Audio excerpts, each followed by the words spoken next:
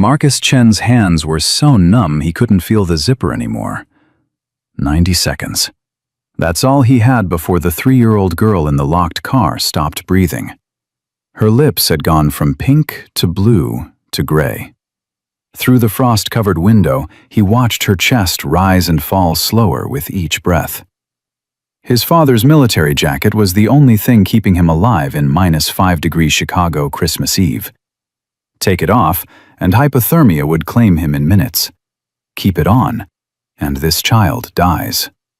Marcus ripped the jacket open, smashed the car window with his bare fist, and made the choice that would unleash 180 Hell's Angels and expose the darkest child trafficking network Illinois had ever seen.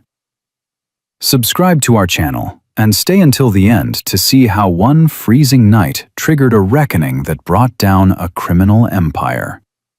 Comment below what city you're watching from, so we can see how far this story travels. The emergency room doors of Northwestern Memorial Hospital burst open at 11:47 p.m. on December 24, 2023. Marcus Chen collapsed face first onto the polished floor, his arms still locked around a small bundle wrapped in a navy blue military jacket, 4 sizes too large for the child inside. Dr. Sarah Mitchell had been a trauma physician for 17 years. She'd worked Christmas Eves in Chicago's busiest ER since 2006. She'd seen hypothermia, frostbite, exposure deaths. She thought she'd seen everything. She was wrong. "Get me 2 gurneys, now!" Sarah's voice cut through the holiday chaos of the waiting room. "Severe hypothermia, 2 patients, 1 pediatric." Nurse Rodriguez, no relation to the child, though that coincidence would haunt him later, reached Marcus first. The boy's skin had gone from pale to grayish white. His core temperature would later register at 91.3 degrees Fahrenheit. At 90 degrees, the heart stops. He'd been maybe 15 minutes from death. "Can't let go," Marcus whispered through chattering teeth. His arms were locked so tight around the child that his muscles had gone into involuntary spasm. "She's freezing. Help her first." "Son, we need to help you both." Rodriguez tried to pry Marcus's arms loose.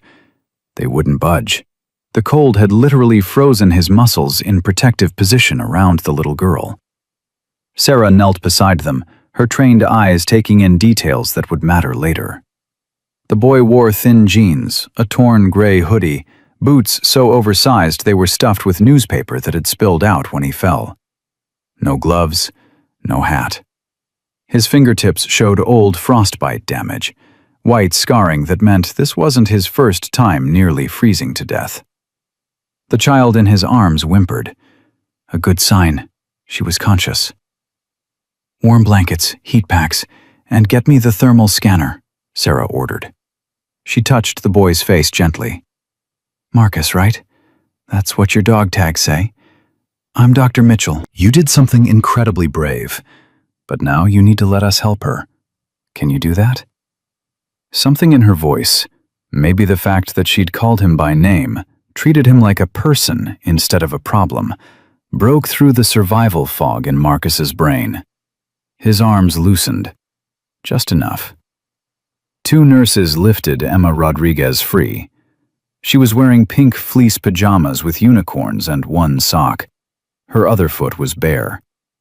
Sarah's stomach twisted.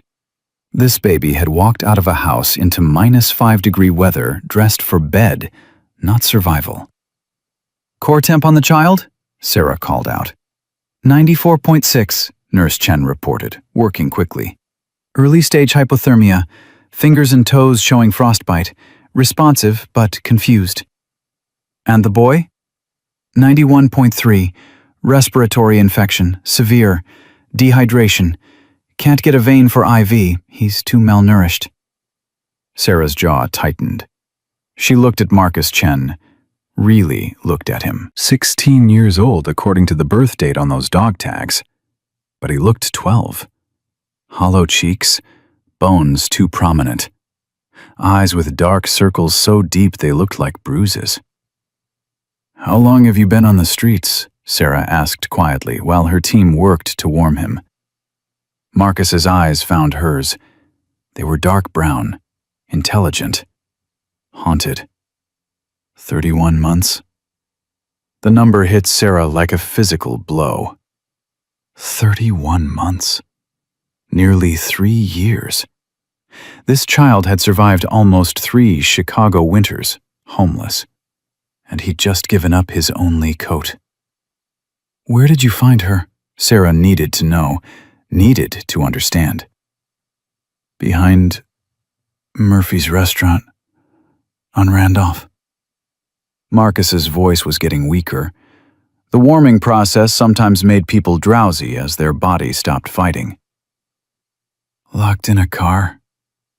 Woman in the front seat, unconscious. Didn't respond when I knocked. Car was off, no heat. I broke the window." "You broke into a car?" "Had to." No apology in his voice, just fact. She was dying. Sarah's phone buzzed. She ignored it. "How did you know?" "My dad, before he died. Army Ranger. Taught me cold weather survival, signs of hypothermia. How long before?" Marcus's eyes were closing. "Before someone stops breathing." "Stay with me, Marcus." Sarah's hand was on his shoulder now, grounding him. "Your dad would be very proud of you. You saved this little girl's life." Marcus's eyes opened again, focused. "Is she okay? Really okay?" Sarah looked over at the pediatric bay where Nurse Rodriguez was wrapping Emma in heated blankets, her color already improving. "She's going to be fine because of you." "Good." Marcus's eyes closed again. This time they stayed closed. Sarah's phone buzzed again. Then again. She checked it. 7 missed calls from the same number. She answered. "This is Dr. Mitchell." "This is Vincent Rodriguez. Chicago PD called me 15 minutes ago. They said my granddaughter is at Northwestern. They said a boy found her." "Is she?" "She's stable, warming up. She's going to be okay." The sound that came through the phone was somewhere between a sob and a prayer. "Thank God. Thank God. I'm 10 minutes away." "Mr. Rodriguez, the boy who found her, he's in critical condition, hypothermia. He gave her his only jacket and carried her 8 blocks in this weather. Without it, he would have had maybe 30 minutes. He chose her life over his." Silence on the other end. Then, "What's his name?" "Marcus Chen, 16 years old. He's been homeless for 31 months. More silence. When Vincent Rodriguez spoke again, his voice had changed. Gone cold in a way that had nothing to do with temperature, and everything to do with fury that had found purpose. "That boy saved my granddaughter's life?" "Yes." "Then he's under my protection now. Nobody touches him. Nobody moves him. I'll be there in 8 minutes." The line went dead. Sarah looked at the dog tags resting on Marcus's chest. Sergeant First Class David Chen, blood type O positive, KIA, Afghanistan, March 2021. This boy had lost his father to war, lost his mother to drugs, according to the medical history he'd gasped out between treatments, and lost 31 months of his childhood to a system that should have protected him. "Dr. Mitchell." Nurse Rodriguez's voice was urgent. "The child is asking for something. She keeps saying, 'Coat boy.' I think she means him." Sarah walked over. Emma Rodriguez was wrapped in thermal blankets, her color better, her eyes clearer. She looked at Sarah with the serious expression only small children can manage. "Where's Coat boy?" Emma's voice was small but determined. "He's right over there, sweetheart. We're helping him get warm, just like we helped you." "He's cold. He gave me his coat. He needs it back." Sarah's throat tightened. "We have lots of warm blankets for him. You keep that coat safe for him, okay?" Emma nodded solemnly, her small hands touching the military jacket they'd left with her, because trying to take it away had made her scream. Some part of her 3-year-old brain understood that this jacket meant safety, meant the boy who'd saved her, meant she wasn't alone in that cold car anymore. The ER doors opened again. Vincent Reaper Rodriguez walked in, and Sarah understood immediately why they called him that. 6'4", 250 pounds of muscle and leather. His vest bore patches that told a story. Hellsangels, Chicago chapter, president. Combat infantry badge. Purple heart. A man who'd seen war and built a brotherhood on the other side of it. He moved with surprising grace for someone so large, his eyes scanning the room until they locked on the pediatric bay. On Emma. "Papa!" Emma's arms stretched out. Vincent crossed the space in 4 strides, scooped her up, blankets and all, and held her like she was made of glass and gold. His shoulders shook. This massive, terrifying-looking biker was crying into his granddaughter's hair. "You're okay," he whispered. "You're okay. Baby girl, you're okay." "Coat boy saved me," Emma said into his chest. "He was nice. Cold, but nice." Vincent pulled back, looked at his granddaughter's face. "Coat boy?" Emma pointed at Marcus's gurney. "He gave me his coat. Carried me. Said I'd be safe. Was I safe, Papa?" "You were safe." Vincent's voice broke. "You were so safe, baby girl." He looked at Sarah. "That's him?" "That's Marcus. Marcus Chen." Vincent handed Emma to her mother, a woman Sarah hadn't noticed come in, younger, pretty, crying, and walked over to Marcus's bedside. He stood there for a long moment, looking down at the unconscious teenager who'd saved his granddaughter. Then Vincent Rodriguez did something Sarah had never seen a Hells Angels president do. He knelt, dropped to one knee beside the gurney, making himself smaller, less threatening, showing respect to an unconscious child who couldn't even see the gesture. "Marcus," Vincent said quietly, his hand hovering over the boy's shoulder but not quite touching. "You don't know me, but you saved the most important person in my world. You gave up everything you had to save a stranger's baby. That makes you family. And family doesn't sleep on streets." He stood, pulled out his phone, and made a call. "Church meeting. Now. Every brother within 50 miles. Northwestern Memorial Hospital. Emergency. Yes, now." Sarah had heard of church meetings. The Hells Angels used them to make major club decisions. Mandatory attendance. No excuses. "Mr. Rodriguez." "Call me Reaper. Everyone does." Vincent's eyes were still on Marcus. "What else is wrong with him besides hypothermia?" Sarah pulled up Marcus's chart on her tablet. "Severe malnutrition, chronic respiratory infection, old frostbite damage to his fingers, permanent nerve damage, dehydration, possible early-stage pneumonia, and..." She hesitated. "And what?" "Scars on his back and ribs. Patterned. Someone beat this child. Multiple times. The scarring is at least 18 months old." Vincent's face went stone. "Who?" "He hasn't said. But there's something else." Sarah pulled up the notes from Marcus's initial interview. "He mentioned being expelled from a group home, Lakeside Youth Services. He said the director, Gerald Harrison, threw him out for violent behavior. But Marcus said he was actually protecting younger children from abuse." "Harrison." Vincent repeated the name like he was memorizing it for later. "And the city believed Harrison over a 16-year-old kid?" "Apparently." We'll see about that. Vincent's phone buzzed. He checked it.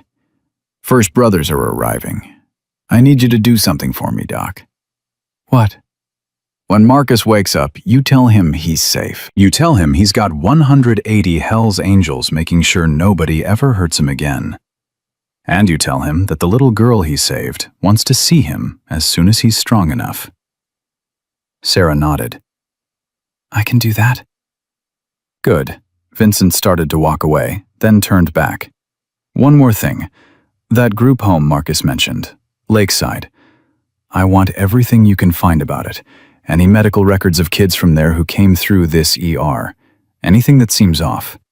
Can you do that? That's confidential patient information. Doc. Vincent's voice was gentle but firm.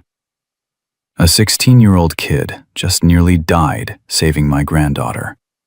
He's been on the streets for 31 months. He's got scars from being beaten. And he's terrified of the people who are supposed to protect children. Something is very wrong. And I've got resources to make it right, if you point me in the right direction. Sarah thought about the Hippocratic Oath. First, do no harm. She thought about Marcus Chen's hollow cheeks and old frostbite scars. She thought about a system that had failed a child so completely that he'd survived 3 Chicago winters alone. I'll see what I can find, she said quietly. Vincent nodded once, respect and acknowledgement. Then he walked out of the ER toward the parking lot, where the rumble of motorcycle engines was already beginning. Sarah turned back to Marcus. His vitals were improving, core temperature up to 93.1 degrees, heart rate steady. He'd survive. The question was, what happened next? She pulled out her tablet and started searching medical records. Lakeside Youth Services had been sending kids to Northwestern Memorial for 4 years. She filtered by facility name, started reading admission notes. The patterns emerged within 20 minutes. 37 admissions from Lakeside in 4 years. Malnutrition, untreated infections, injuries inconsistent with given explanations. One 13-year-old with a broken arm said he'd fallen downstairs. The X-ray showed a defensive fracture, the kind you get when someone hits you and you try to block it. An 11-year-old treated for pneumonia, admitted in January. No coat, no gloves. The social worker's note said the child claimed there wasn't enough heat at the facility. Temperature kept at 62 degrees to save money. The complaint was filed. Nothing came of it. A 14-year-old girl treated for malnutrition. Weight 73 pounds. Should have weighed at least 95. She told the ER physician that food was locked up, that Director Harrison controlled portions. Another complaint filed, another investigation that went nowhere. Sarah's hands shook as she compiled the records. 37 children, 4 years. Every single red flag ignored, every complaint dismissed. Someone had been protecting Harrison. She printed everything, put it in a folder, and walked outside. The parking lot had transformed. 23 motorcycles, more arriving every minute. Men in leather vests bearing the same patches, gathering in disciplined formation. No chaos, no noise, just silent, purposeful assembly. Vincent stood at the center talking on his phone. When he saw Sarah, he ended the call. "Found something?" he asked. Sarah handed him the folder. 37 children from Lakeside admitted to this ER in 4 years. Every single one showed signs of neglect or abuse. Every complaint was filed with Child Protective Services. Every investigation closed as unfounded. Vincent's jaw worked as he flipped through the pages. "Same CPS worker?" Sarah pointed to a name that appeared on 17 of the 23 investigations. Monica Hendricks, Senior Supervisor. She closed every case involving Lakeside as unfounded. No merit, no cause for concern. "How much you want to bet Harrison's paying her?" I can't prove that. I can. Vincent looked at the assembled bikers. More kept arriving. The count was up to 47 motorcycles. My brother, lawman, used to be a federal prosecutor. Professor was FBI analyst. Doc Williams is a trauma surgeon. Torch does computer forensics. We've got resources. Legal ones. We're going to tear Harrison's operation apart brick by brick. And we're going to do it by the book, so airtight that even the best lawyer in Chicago can't protect him. Sarah believed him. There was something terrifying and reassuring about the cold precision in Vincent's voice. This wasn't revenge. This was justice, with overwhelming force behind it. The boy, Vincent said, his voice softening. Marcus. When he wakes up, he's going to be scared. He's going to think he's in trouble for breaking that car window, for being homeless, for existing. You make sure he knows he's not.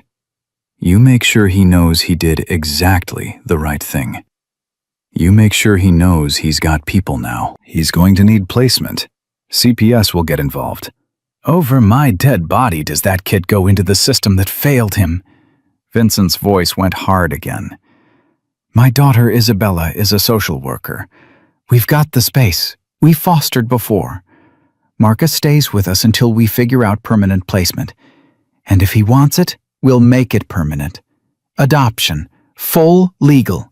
Whatever it takes. You just met him. He's unconscious. You don't even know.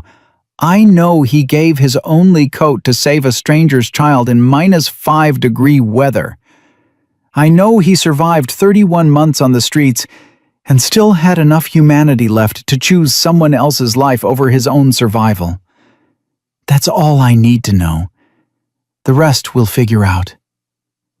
Sarah looked at this massive biker, surrounded by his brothers, planning a military-style operation to save children.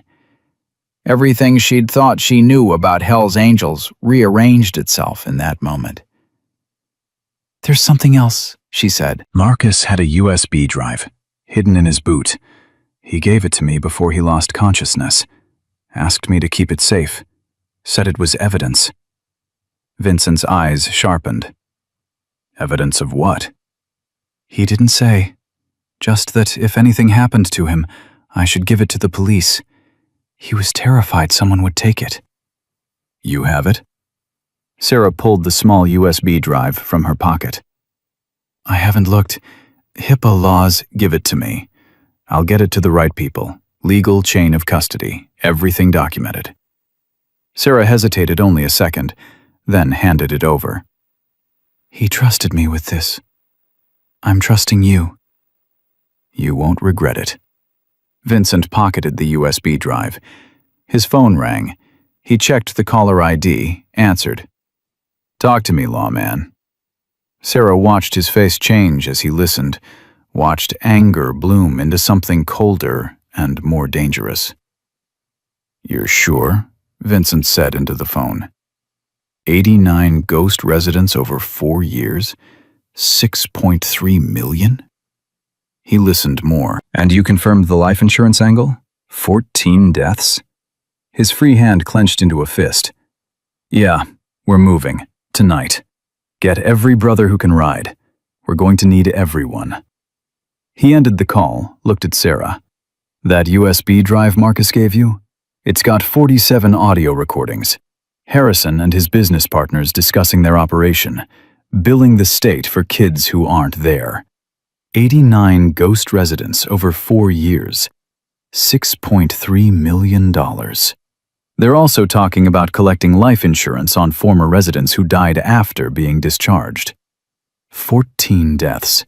14 kids who left Lakeside and ended up dead within months. Harrison collected on their policies. Sarah felt sick. That's murder. Maybe not legally, but morally. He's discharging vulnerable kids into situations where they can't survive, collecting their insurance when they die, and calling it good business. The motorcycles had stopped arriving. Sarah counted 180 bikes, 180 men in leather vests, standing in formation, waiting for orders from their president.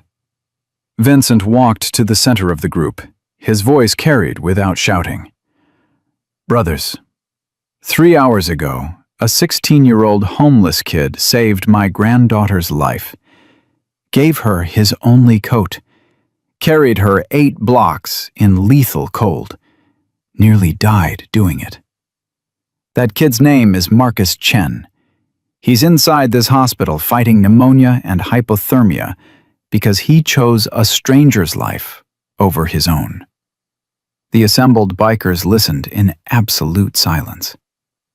Marcus was homeless because a man named Gerald Harrison expelled him from Lakeside Youth Services. Harrison claimed Marcus was violent. The truth is, Marcus was protecting younger kids from abuse. Harrison threw him out in the middle of winter 31 months ago. Marcus has been surviving on the streets since then. Vincent pulled out his phone, held up the USB drive. This contains evidence of Harrison's operation. He's been billing the state for 89 kids who don't exist, $6.3 million in fraud over 4 years. He's also been collecting life insurance on 14 former residents who died after being discharged. 14 children, dead. Harrison profited from every death. The silence in the parking lot felt alive, dangerous. "We're going to bring him down," Vincent said. "Legal, by the book. No violence, no threats, just evidence, documentation, witnesses. We're going to build a case so perfect that Harrison spends the rest of his life in federal prison. We're going to expose every person who helped him, every CPS worker who took bribes, every inspector who falsified reports, every person who looked the other way while children suffered." He paused, looked at each face in the assembled brotherhood. "We ride at dawn. Lakeside Youth Services, full operation. Professor, you coordinate evidence collection. Doc Williams, medical examinations of all current residents. Lawman, witness interviews. Torch, digital forensics. Everyone else, you're on documentation and security. We do this right. We do this legal. And we make damn sure no child ever suffers under Harrison again." 180 voices answered in unison. "Aye." Sarah watched them begin to organize, saw a professor pulling up building schematics on a laptop, saw Doc Williams coordinating with other medical professionals, saw a lawman on the phone with law enforcement contacts. This wasn't a gang. This was a precision operation run by men who'd served in military units, who'd learned discipline and brotherhood in combat, and who'd brought those skills home. She went back inside. Marcus was awake. Marcus's eyes opened to fluorescent lights and the smell of antiseptic. For 3 seconds, he didn't remember where he was. Then it all came back. The car, the little girl, the cold, running. "Easy." Dr. Mitchell's face appeared above him. "You're at Northwestern Memorial. You're safe." "Emma's safe. You saved her life." Marcus tried to sit up. Pain shot through his chest. His lungs felt like they were filled with broken glass. "Pneumonia," Sarah said gently, pushing him back down. "You need to stay still. Your core temperature dropped to 91 degrees. Another 10 minutes and you wouldn't have made it." "Emma." Marcus's voice was hoarse. "The little girl. She's really okay?" "She's perfect. Asking about you. Wants to see the coat boy." Sarah smiled. "Her grandfather wants to meet you too." Fear spiked through Marcus. He'd learned that when people in authority wanted to meet you, it usually meant trouble. Social workers, police, group home directors, they all wanted to meet you before they decided what to do with you. "I didn't steal anything," Marcus said quickly. "I broke the car window, but she was dying. I had to. I'll pay for it. I'll work. Marcus, Stop. Sarah's hand was on his shoulder, gentle but firm. You're not in trouble. Emma's grandfather is grateful. He wants to thank you. People like him don't thank people like me. The words came out bitter. 31 months on the streets had taught Marcus exactly where he stood in the world. Invisible at best, problem at worst. Sarah pulled up a chair, sat down so they were at eye level.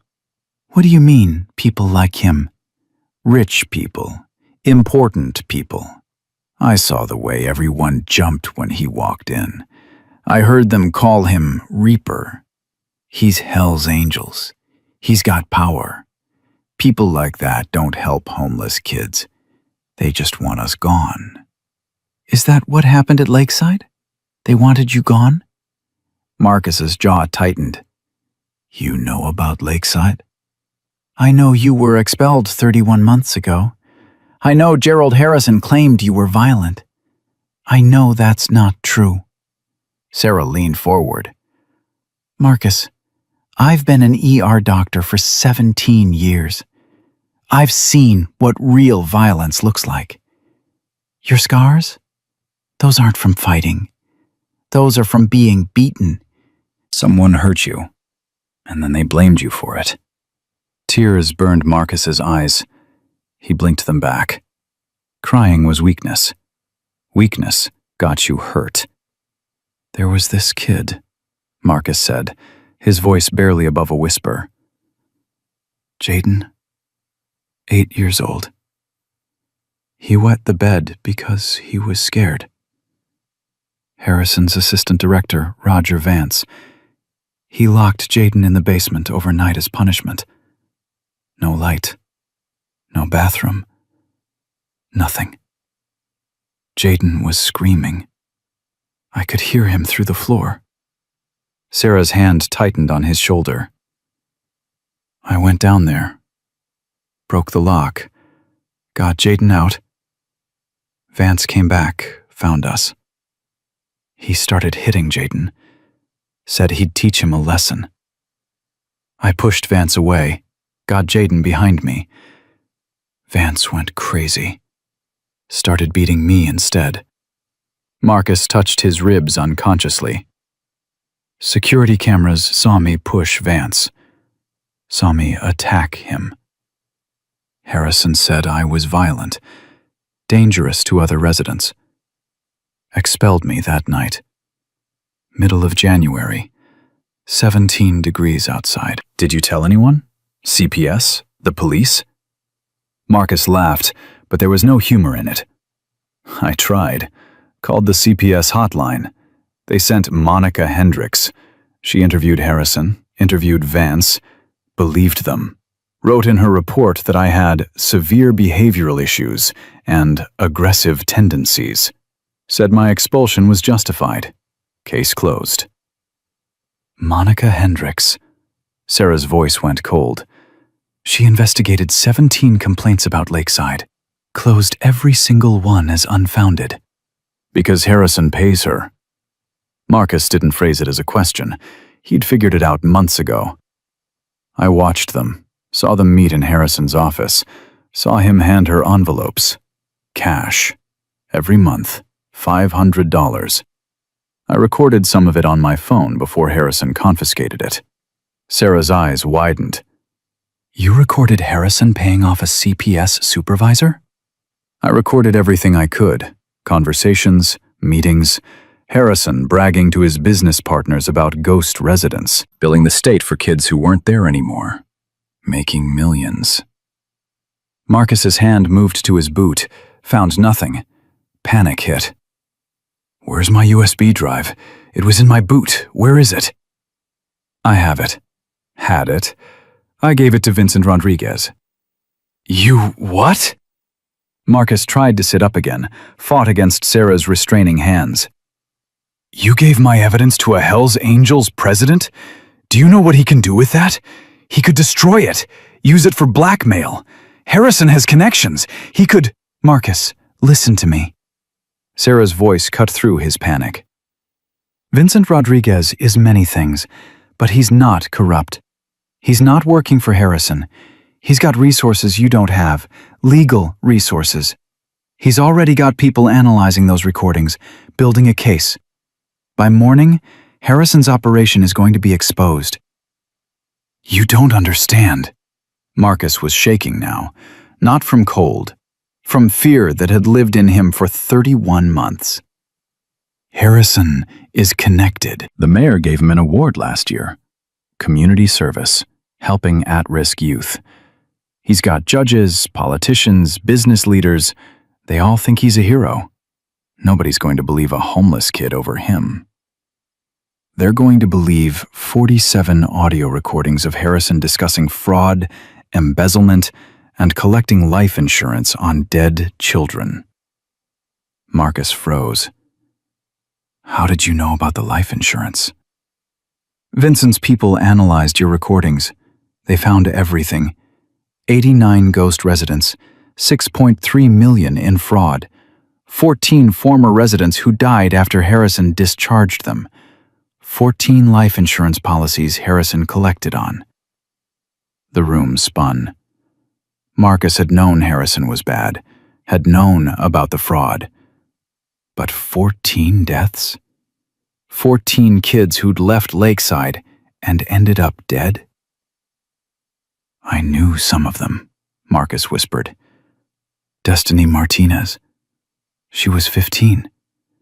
Harrison discharged her, said she was too difficult.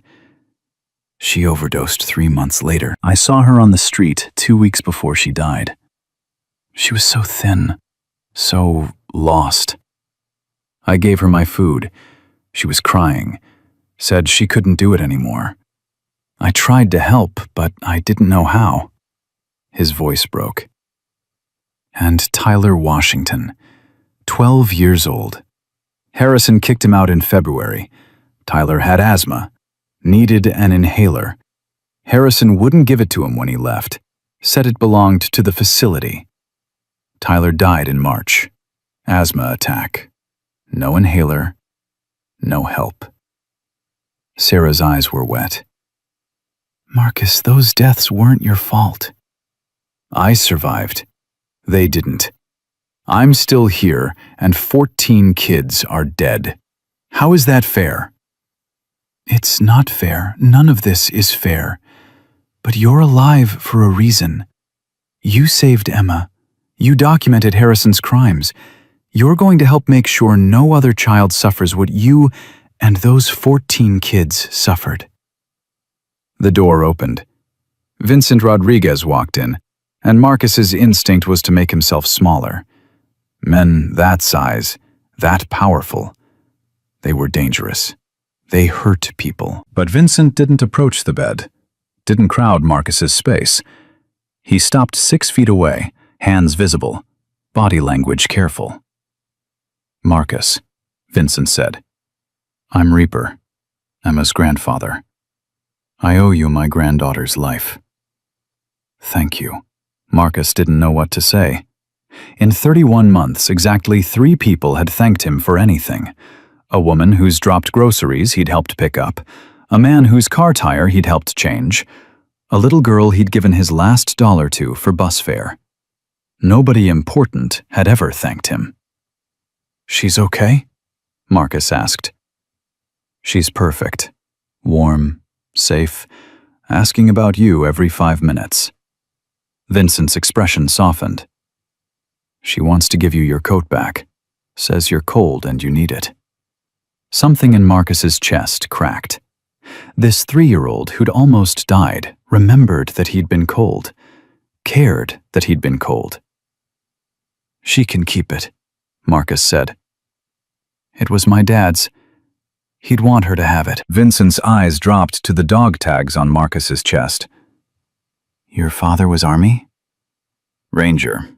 Died in Afghanistan, March 2021. I'm sorry. I served too. Marines. Different war. Same sacrifice. Vincent pulled up a chair, sat down slowly, non-threatening.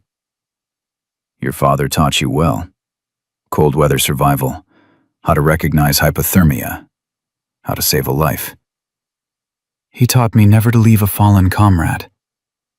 Marcus's hand touched the dog tags. Emma was fallen. I couldn't leave her. No, you couldn't. Vincent leaned forward slightly. Marcus, I'm going to be straight with you.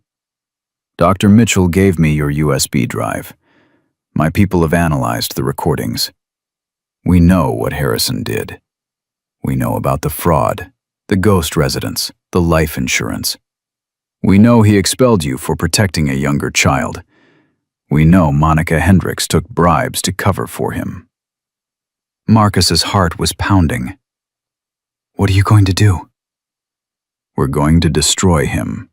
Legal, by the book, every recording authenticated, every witness interviewed, every piece of evidence documented so carefully that Harrison can't buy his way out, can't lie his way out, can't do anything except face justice. Harrison has lawyers, good ones. He's got money.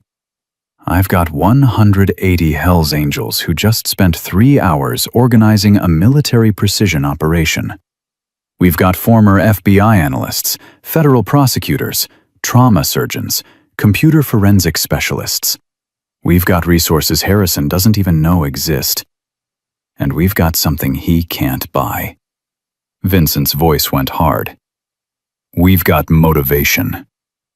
You saved my granddaughter. That makes you family. And nobody hurts our family.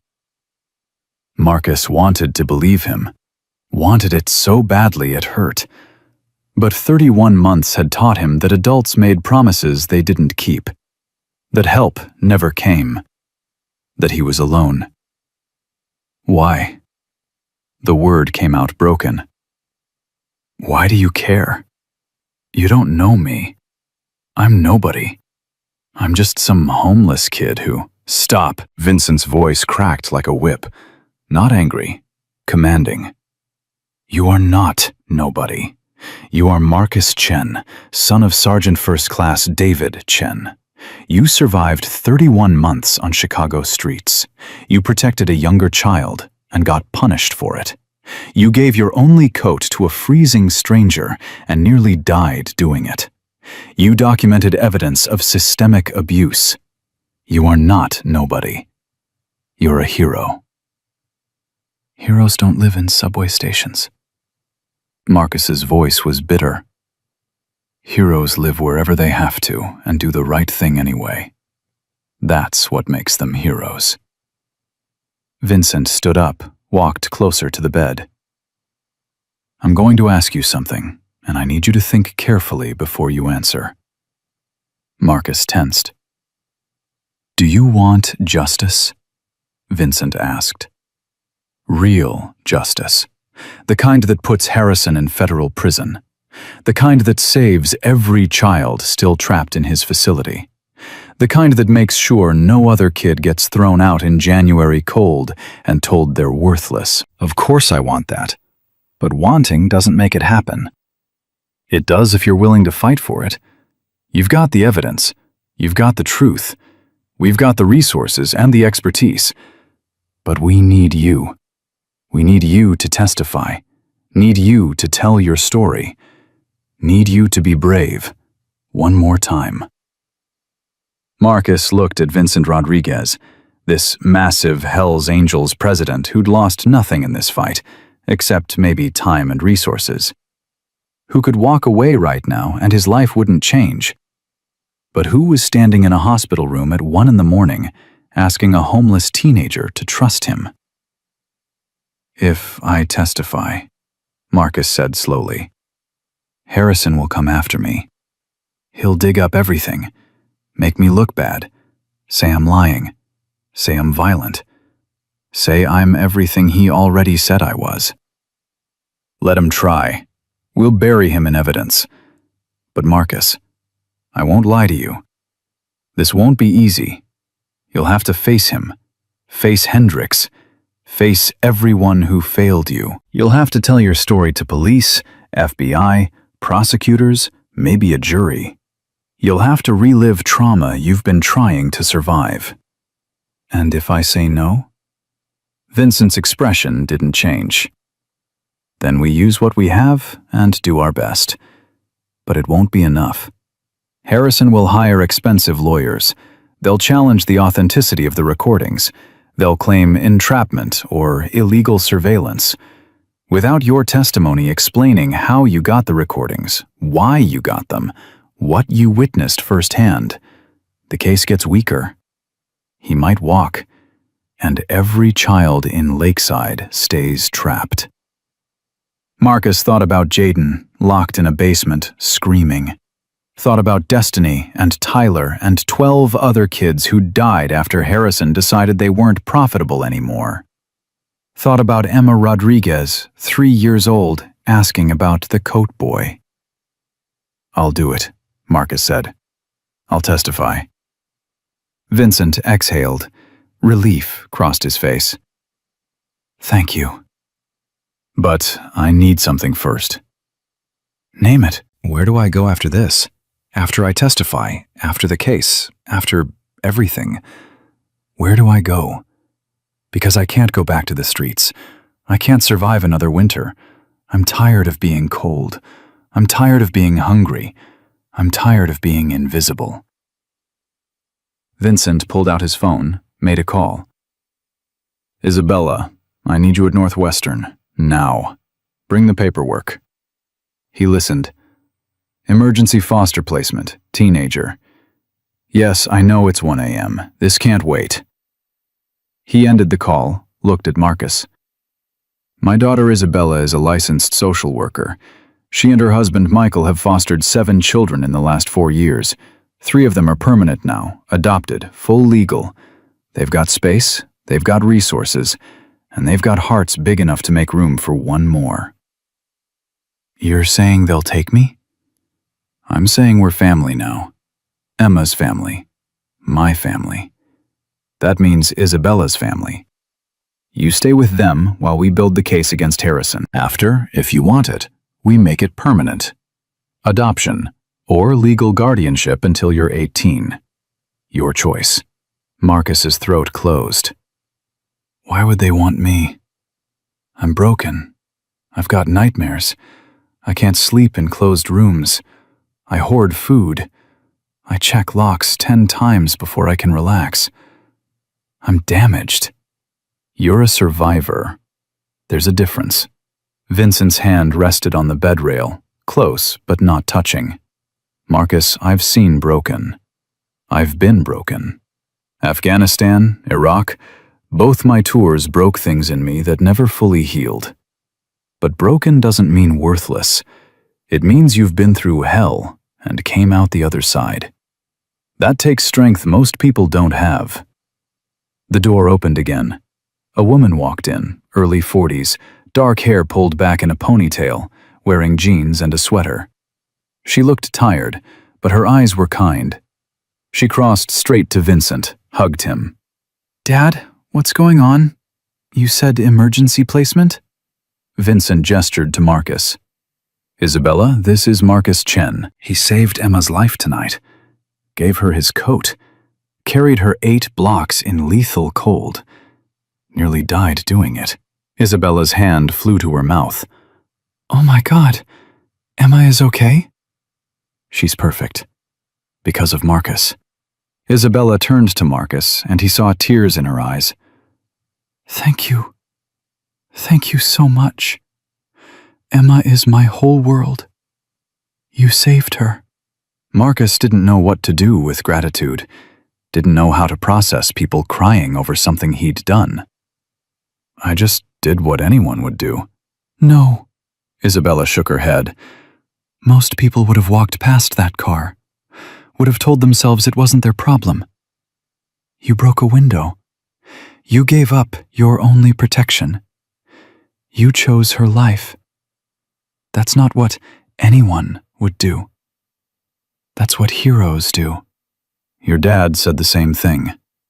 I'm not a hero. I'm just a kid who got lucky." "Lucky?" Isabella's voice rose slightly. "Marcus, you've been homeless for 31 months.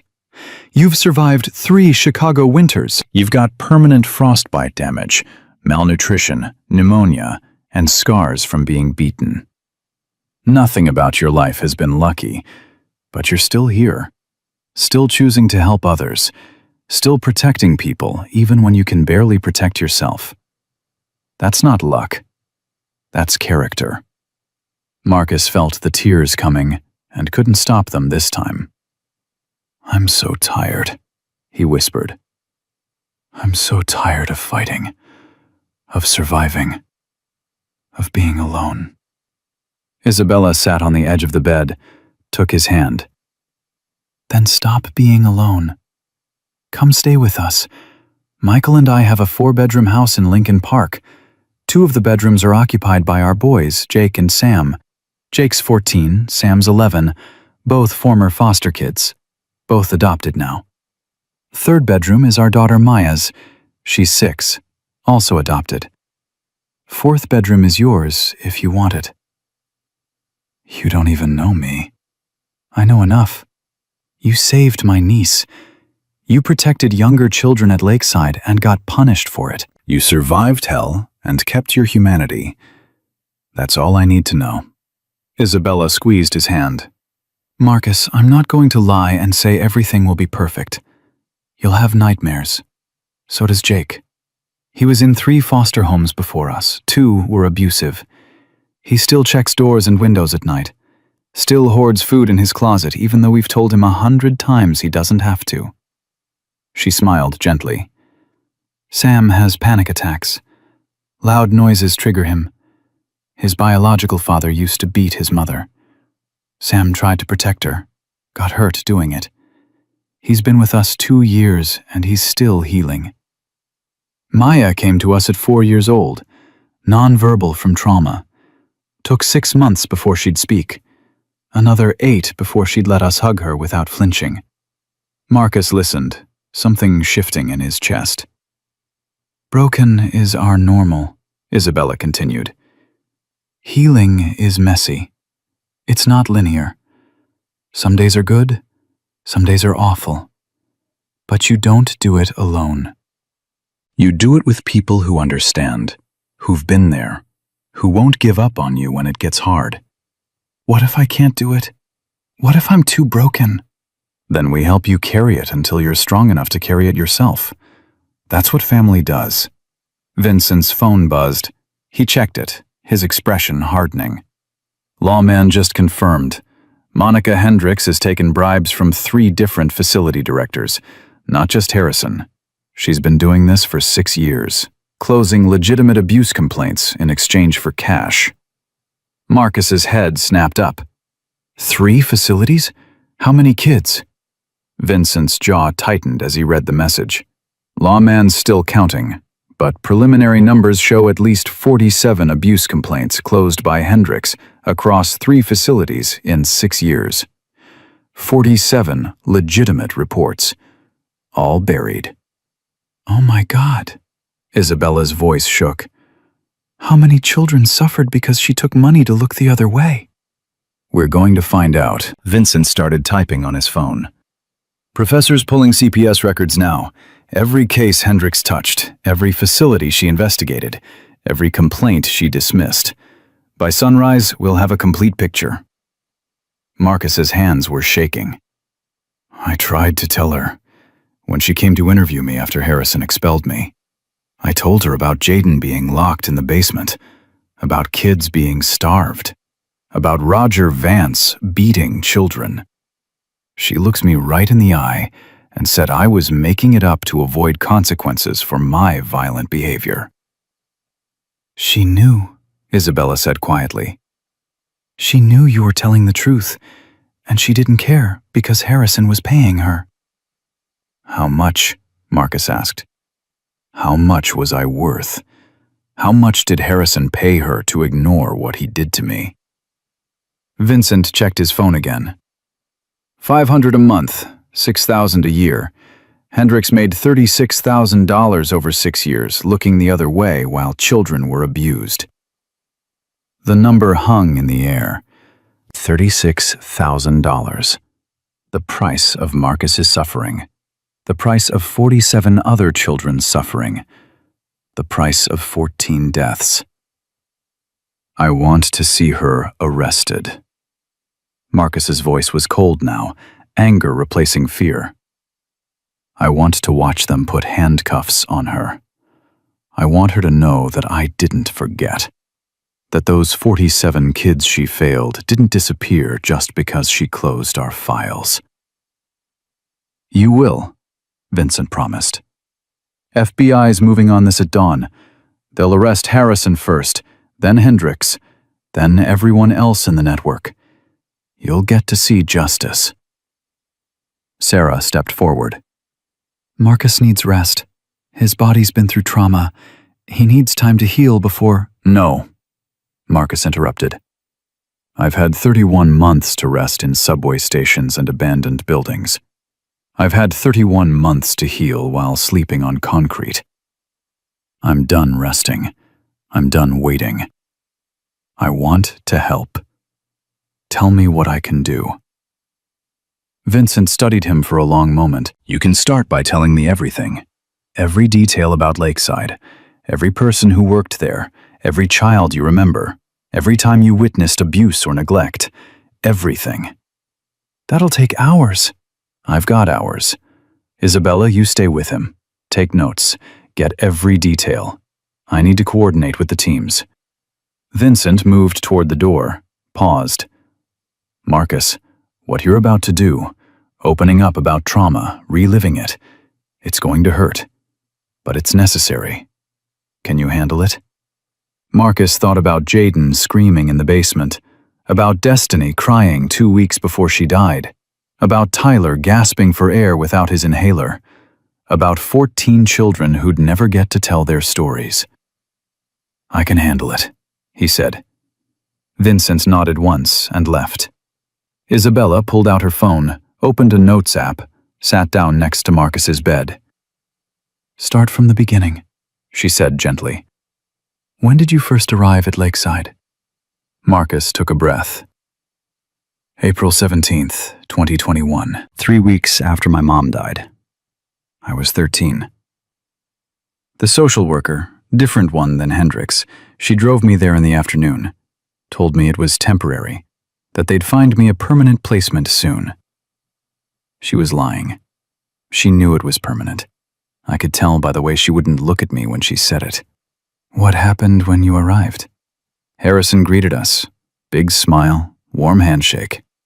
He did this whole tour, showed us the rec room with a pool table and TV, showed us the library with all these books, showed us the cafeteria.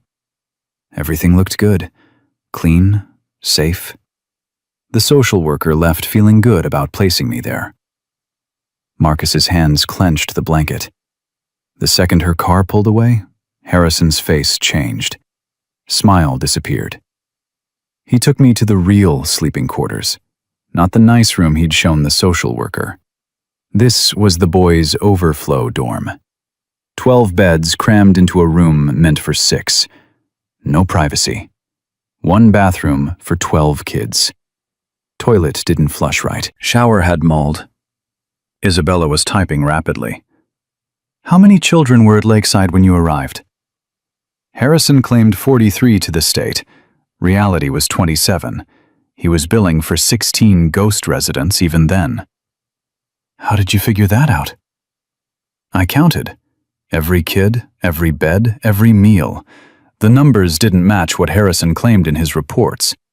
I saw the reports once when I was cleaning his office, part of my assigned chores. He left them on his desk.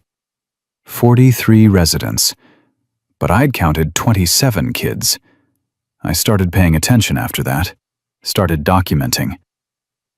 Isabella looked up from her phone. You documented before you were expelled? I documented everything, from the first week. Marcus's voice was matter-of-fact. My dad taught me. He said in the Army, documentation saves lives. You write down what you see, what you hear, dates, times, details. Because memory fails, but written records don't. What did you document? Food portions. Harrison was supposed to provide 3 meals a day, adequate nutrition, enough calories for growing kids. Breakfast was watered-down oatmeal, maybe a piece of fruit if we were lucky. Lunch was a sandwich, usually peanut butter, sometimes bologna if the state inspectors were coming. Dinner was whatever they could make cheapest, a lot of rice, a lot of beans. Meat maybe twice a week. Marcus's voice was getting stronger as he talked. 31 months of silence, breaking. I documented that we were always hungry, that kids were losing weight, that some of the younger ones had symptoms of malnutrition, thin hair, brittle nails, constant fatigue. Did you tell anyone? I tried. Called the CPS hotline, anonymous tip. Said children at Lakeside weren't getting adequate food. They sent him inspector. Harrison knew they were coming. He always knew. Someone tipped him off. Maybe Hendricks, maybe someone else in the system. Marcus laughed bitterly. Day of the inspection, Harrison brought in catered food. Real food, fresh fruit, good meat. Made it look like we ate like that every day. Inspector came, saw the spread, talked to Harrison, filed a glowing report. Next day, we went back to watered-down oatmeal. Isabella's hands had stilled on her phone. How often did you call the hotline? 7 times. Over 18 months. 7 different complaints. Food, heat, medical neglect, physical abuse, inadequate supervision. Every time they sent an inspector. Every time Harrison put on a show. Every time the complaint was dismissed. You never gave up. I couldn't. Because every day I watched kids suffer, watched them get hurt, watched them lose hope. Marcus's voice cracked. There was this girl, Keisha, 11 years old. She got sick, fever, cough. Harrison wouldn't take her to a doctor, said it was just a cold, she'd get over it. Days passed. She got worse, couldn't breathe right. I begged Harrison to help her. He said I was being dramatic. Isabella had stopped taking notes. She was just listening now, tears in her eyes. I called 911 from a payphone outside the facility, told them a child needed medical help at Lakeside. Ambulance came. Took Keisha to the hospital. Pneumonia. If they'd waited another day, the doctor said she probably would have died. Marcus's hands were shaking. Harrison found out I called 911. Said I'd overreacted. Said I'd embarrassed the facility. Made me clean the bathrooms with a toothbrush for 2 weeks as punishment. Where is Keisha now? I don't know. Harrison transferred her to a different facility 2 weeks after she got out of the hospital. Said she needed specialized care. I think he just wanted her gone before she could tell anyone else how sick he'd let her get. Isabella wiped her eyes. Marcus, you saved her life. I should have saved more of them. Destiny, Tyler, the other 12. I should have done something. You did everything you could. You called the hotline 7 times. You documented abuse. You protected younger kids, even when it meant getting hurt yourself. You did everything right. The system failed. You didn't. Marcus wanted to believe her, wanted to accept that 14 deaths weren't his fault. But guilt was a heavy thing, and it had lived in him for 31 months. The door opened. Vincent came back in, his face grim. Professor just finished the preliminary analysis. Hendricks closed 63 abuse complaints over 6 years, not 47.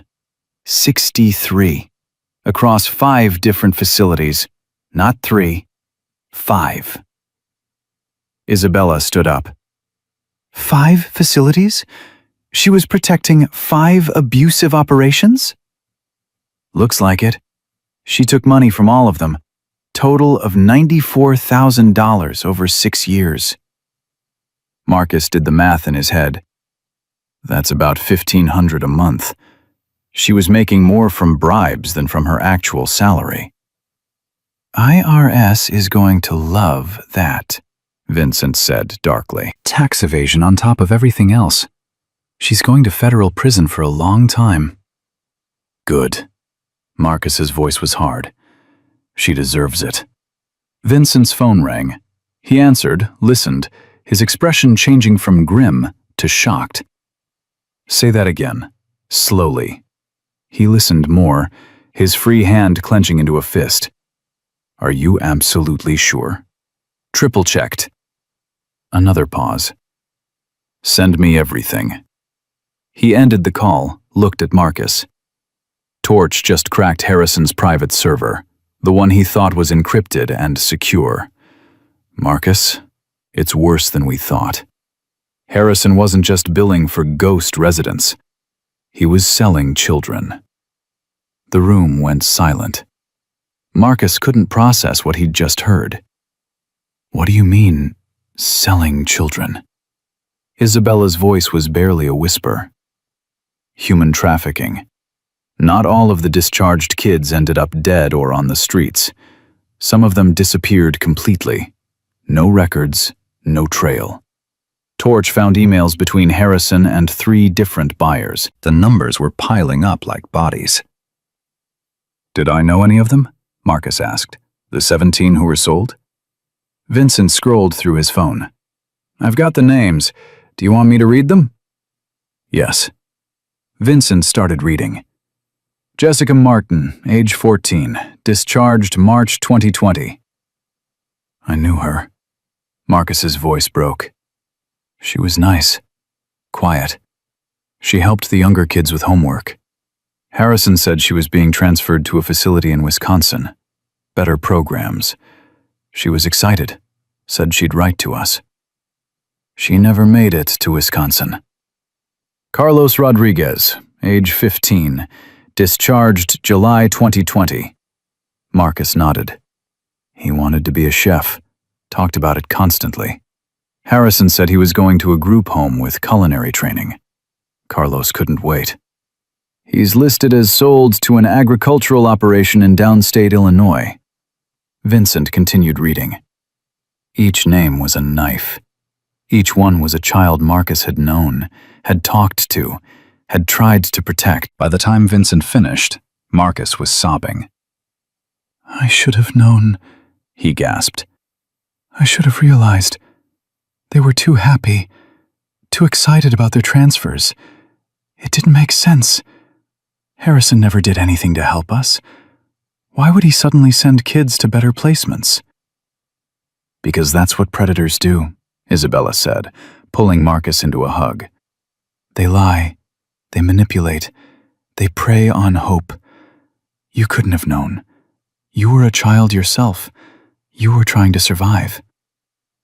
I could have asked more questions, could have demanded proof, could have— Marcus, stop. Vincent's voice cut through his spiral. You did ask questions. You documented everything. You called the hotline 7 times. You recorded Harrison's conversations. You gathered evidence that's going to save dozens of children and bring down a trafficking network. You did more than most adults would have done. You're not responsible for Harrison's crimes. Then why does it feel like I am? Because you're a good person who cares about others. Because you have empathy and conscience and all the things Harrison doesn't have. But feeling responsible doesn't make you responsible. The only person responsible for these crimes is Harrison and the people who helped him. Sarah came back in, carrying a tray with medication. Marcus, I need you to take these. Antibiotics for the pneumonia, pain medication for your ribs, something to help you sleep. I don't want to sleep. We need to keep working. You need to rest, Sarah said firmly. Your body has been through severe trauma. You're running on adrenaline right now. When it crashes, you're going to crash hard. Better to do it medicated and comfortable than fighting it. Marcus wanted to argue, but his body betrayed him. Exhaustion was creeping in at the edges. The warmth of the hospital room, the soft bed, the safety of having people around who actually cared. It was all combining to make him realize just how tired he was. "Okay," he said quietly, "but you wake me up before the arrests. I want to be awake when Harrison gets taken down." "Deal," Vincent said. "Arrests are scheduled for 0600, 5 hours from now. I'll make sure you're awake." Marcus took the pills Sarah offered, swallowed them with water.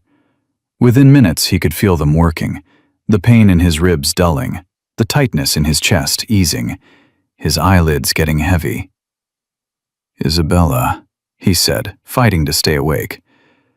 "Your offer, the room, is it still available?" "Of course it is." "Can I really stay, even after all this? After you know everything that's wrong with me?" Isabella took his hand. "Marcus, there's nothing wrong with you. You've been hurt. You've been traumatized. You've survived things that would break most people, but that doesn't make you damaged goods. That makes you a survivor. And yes, the room is yours for as long as you need it. Permanently, if you want it." "I want it," Marcus whispered. "I'm so tired of being alone." "Then you're not alone anymore." Marcus's eyes closed. For the first time in 31 months, he fell asleep knowing he was safe, knowing people were protecting him, knowing he had a place to go when he woke up. Vincent waited until Marcus was fully asleep before speaking. "Doc, what's his prognosis?" Sarah checked Marcus's vitals on the monitor. "Physically, he'll recover. The pneumonia will respond to antibiotics. The malnutrition will improve with proper nutrition over time. The frostbite damage is permanent, but manageable. Psychologically?" She paused.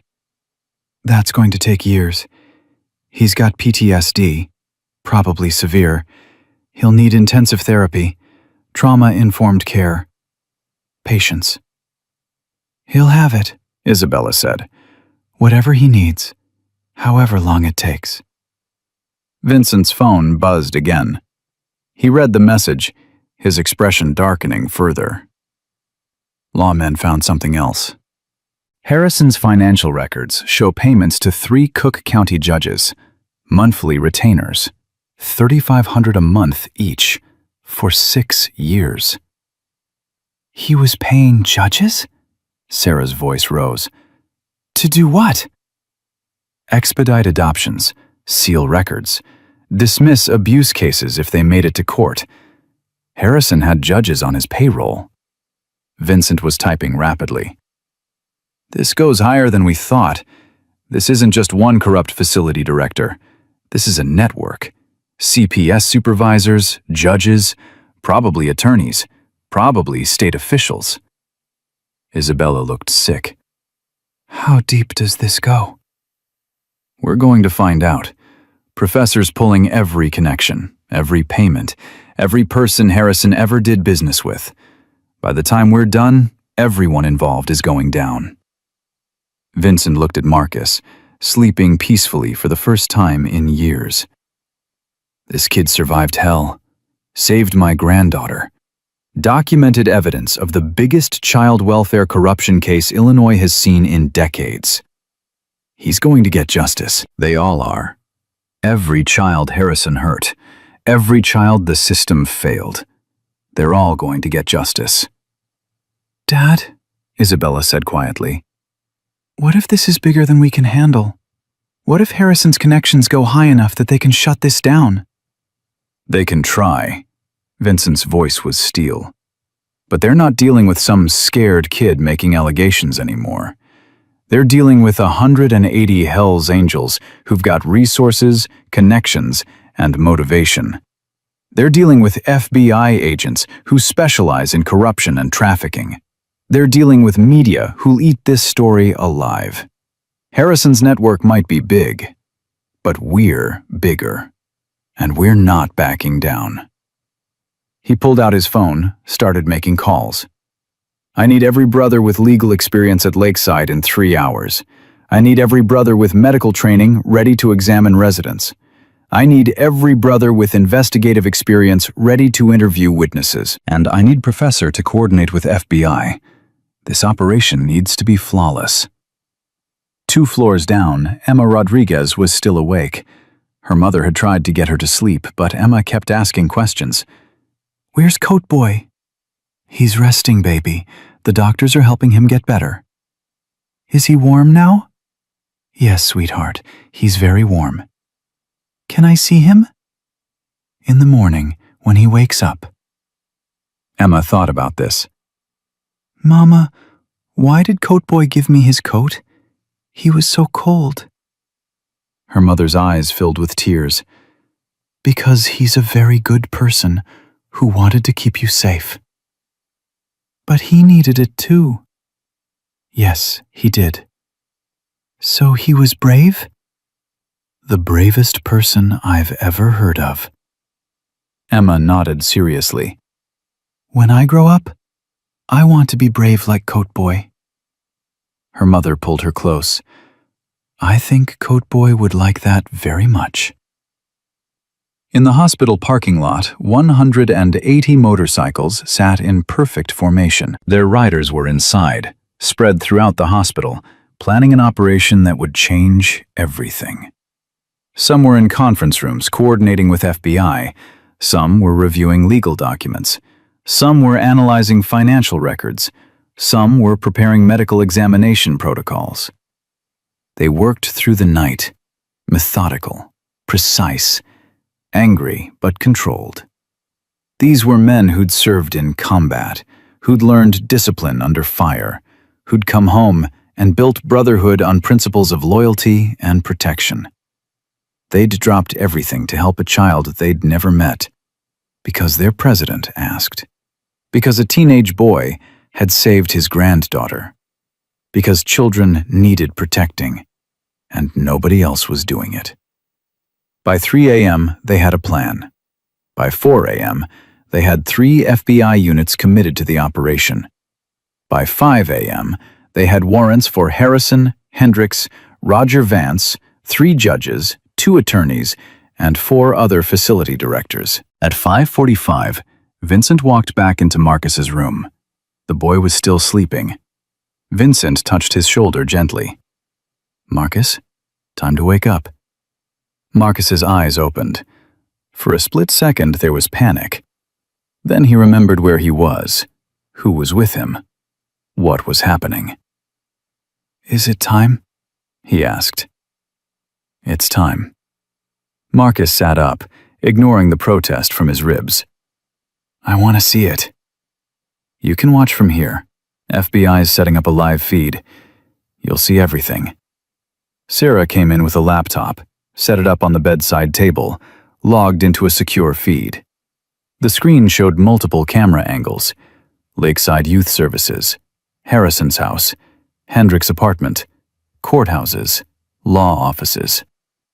At exactly 6 a.m., the raids began simultaneously. The first camera feed showed FBI agents approaching Harrison's house in suburban Evanston. Marcus's breathing quickened as he watched them surround the property. Vincent stood beside the bed, one hand on Marcus's shoulder. Steady. Grounding. "Federal agents, open the door!" The command echoed through the laptop speakers.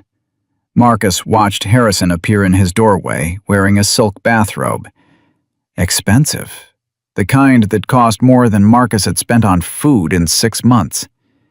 Harrison's face went from confused to shocked to terrified in 3 seconds. "What is this about? I haven't done anything wrong. There must be some mistake." "Gerald Thomas Harrison, you're under arrest for wire fraud, human trafficking, conspiracy to commit fraud, child endangerment, and racketeering." The lead agent stepped forward with handcuffs. "You have the right to remain silent." Harrison's face went white. "Human trafficking? That's insane. I run a youth facility. I help children. This is a misunderstanding." "Tell it to the federal prosecutor." The agent turned Harrison around, cuffed him. "We've got 47 audio recordings of you discussing your operation. We've got financial records showing ghost residents. We've got evidence of 17 children sold. We've got everything, Mr. Harrison. Everything. Marcus watched Harrison's legs nearly give out, watched realization cross his face that his carefully constructed empire was collapsing, watched them lead him to a waiting car in handcuffs while neighbors came out to watch. "How does it feel?" Marcus whispered. "Being walked out in front of everyone. Being humiliated. Being powerless." Vincent's hand squeezed his shoulder. Justice. The second camera feed switched to Monica Hendricks' apartment building. She was already trying to leave, suitcase in hand, when agents blocked her path in the parking garage. "Going somewhere, Ms. Hendricks?" "I have a family emergency. I need to—" "The only emergency you have is federal prison." The agent moved closer. "Monica Hendricks, you're under arrest for accepting bribes, conspiracy to commit fraud, obstruction of justice, and corruption of public office." Hendricks dropped the suitcase. "I want my lawyer." "You'll get one, right after we search your apartment and seize your financial records." The agent cuffed her. $94,000 in bribes over 6 years. You sold out 63 children for $94,000. I've arrested murderers with more conscience than you. Those children were lying. They were troubled. They made things up. Marcus's hands clenched into fists. Isabella had appeared at some point, standing on his other side. She took his hand. "She still doesn't get it," Marcus said. "She still thinks we were the problem." "She'll have years in prison to figure it out," Vincent said. The third feed showed Lakeside Youth Services. 180 motorcycles surrounded the building. Not threatening, just present, witnessing. FBI agents and CPS workers were already inside, evacuating children. Marcus counted them as they came out, wrapped in blankets, confused, scared, some crying. 23 children total. 23 kids Harrison had been billing the state for. The difference between 23 and Harrison's claimed 43 was $16,000 a month in fraud. "Where are they taking them?" Marcus asked. "Emergency placements," Isabella said. "Pre-screened foster homes, medical examinations, proper care. They'll be okay." Marcus watched a little boy, maybe 7 years old, being carried out by a CPS worker. The boy was crying, asking for his things. The worker was trying to comfort him. "That was me," Marcus said quietly. 3 years ago. Being taken from my mom's apartment after she died. Crying, scared, not understanding why everything was changing. "But you survived," Isabella said. "And because you survived, because you documented everything, these 23 children are getting help. Real help, not Harrison's version of help." The fourth feed showed Roger Vance being arrested at his apartment. He fought, actually threw a punch at an agent. 3 agents tackled him, cuffed him face down on the floor. "Roger Vance, you're under arrest for child abuse, assault of a minor, conspiracy to commit fraud, and assaulting a federal officer." The lead agent hauled Vance to his feet. Blood dripped from Vance's nose where he'd hit the floor. "Add resisting arrest to the list." Marcus felt nothing watching Vance bleed. No satisfaction, no joy, just emptiness where anger used to be. This was the man who'd beaten him, who'd locked Jaden in the basement, who'd hurt so many children and called it discipline. "I did my job," Vance was shouting. "Those kids needed discipline. They needed to learn respect." "You're about to learn what happens when you abuse children," the agent said. "Federal prison, no parole. You'll be lucky if you survive your first year inside. Child abusers don't do well in general population." Vance's face went pale. Good. Let him be scared. Let him feel powerless. Let him understand what he'd made children feel. The fifth feed showed the first of 3 judges being arrested. Judge Martin Fletcher, 63 years old, 20-year veteran of Cook County Family Court. He was at his courthouse chambers when FBI arrived. "This is outrageous. I'm a sitting judge. You can't just—" "We can and we are. You accepted bribes totaling $42,000 over 6 years from Gerald Harrison. You expedited fraudulent adoptions. You sealed records to hide abuse. You dismissed legitimate child welfare cases. You betrayed every oath you took." "I want my attorney." "You'll need a good one. Public corruption charges carry mandatory minimums. You're looking at 10 years minimum, probably closer to 15 with your aggravating factors." Marcus watched the judge's face crumble. This was a man who'd decided the fate of hundreds of children over 20 years. How many of those decisions were bought? How many children had been placed in danger because Fletcher took money? Vincent's phone buzzed constantly. Updates from brothers on the ground, professor sending analysis, lawman coordinating with prosecutors, Torch cataloging evidence. The operation was massive and moving with precision.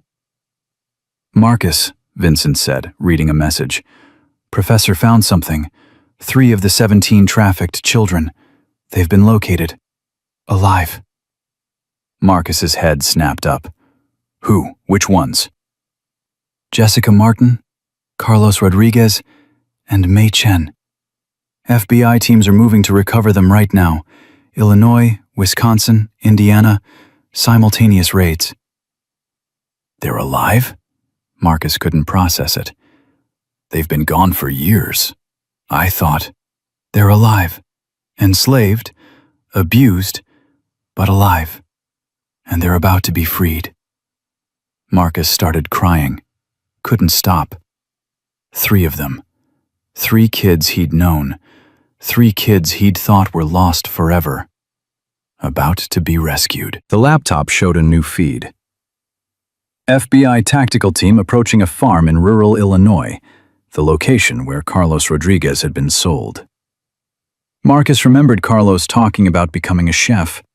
Remembered his excitement when Harrison said he was being transferred to a facility with culinary training.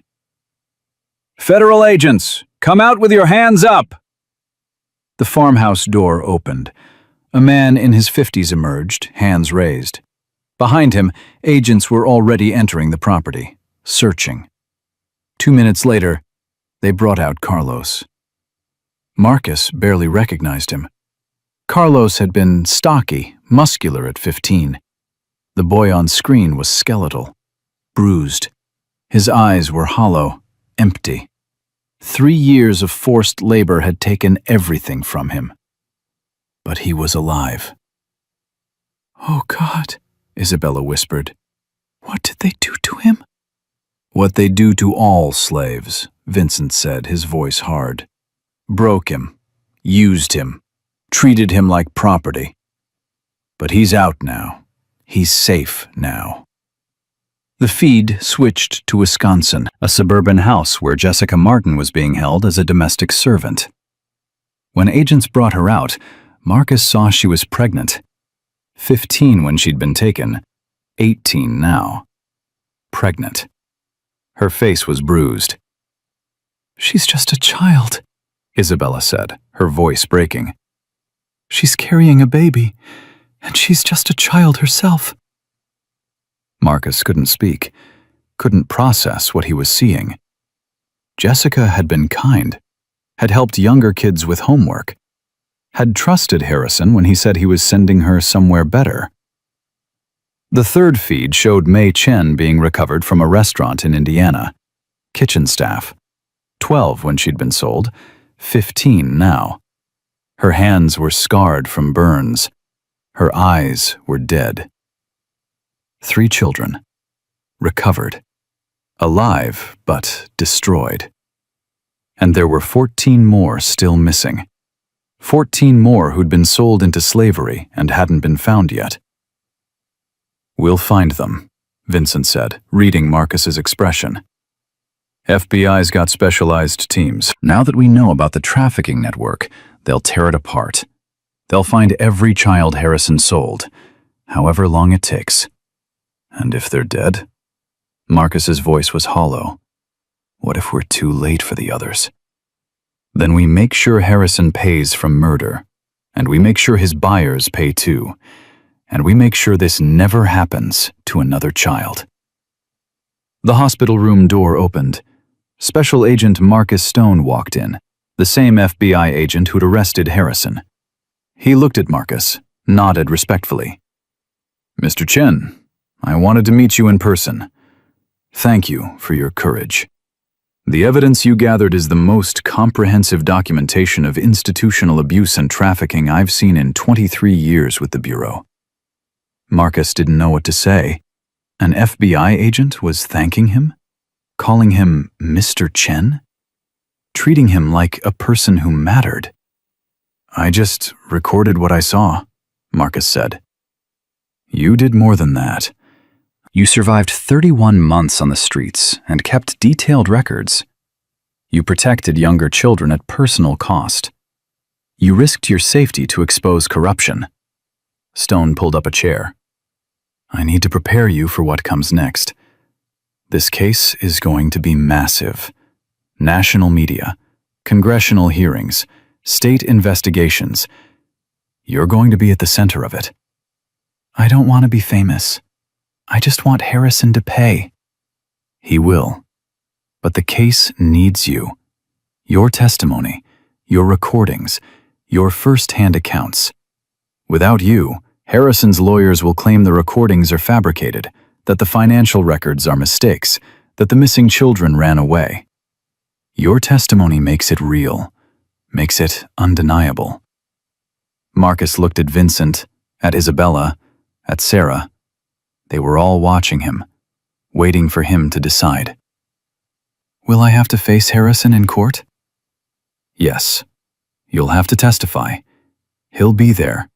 His lawyers will cross-examine you.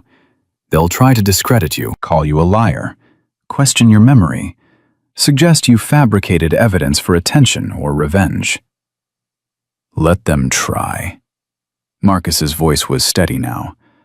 I've got 47 recordings. I've got financial records.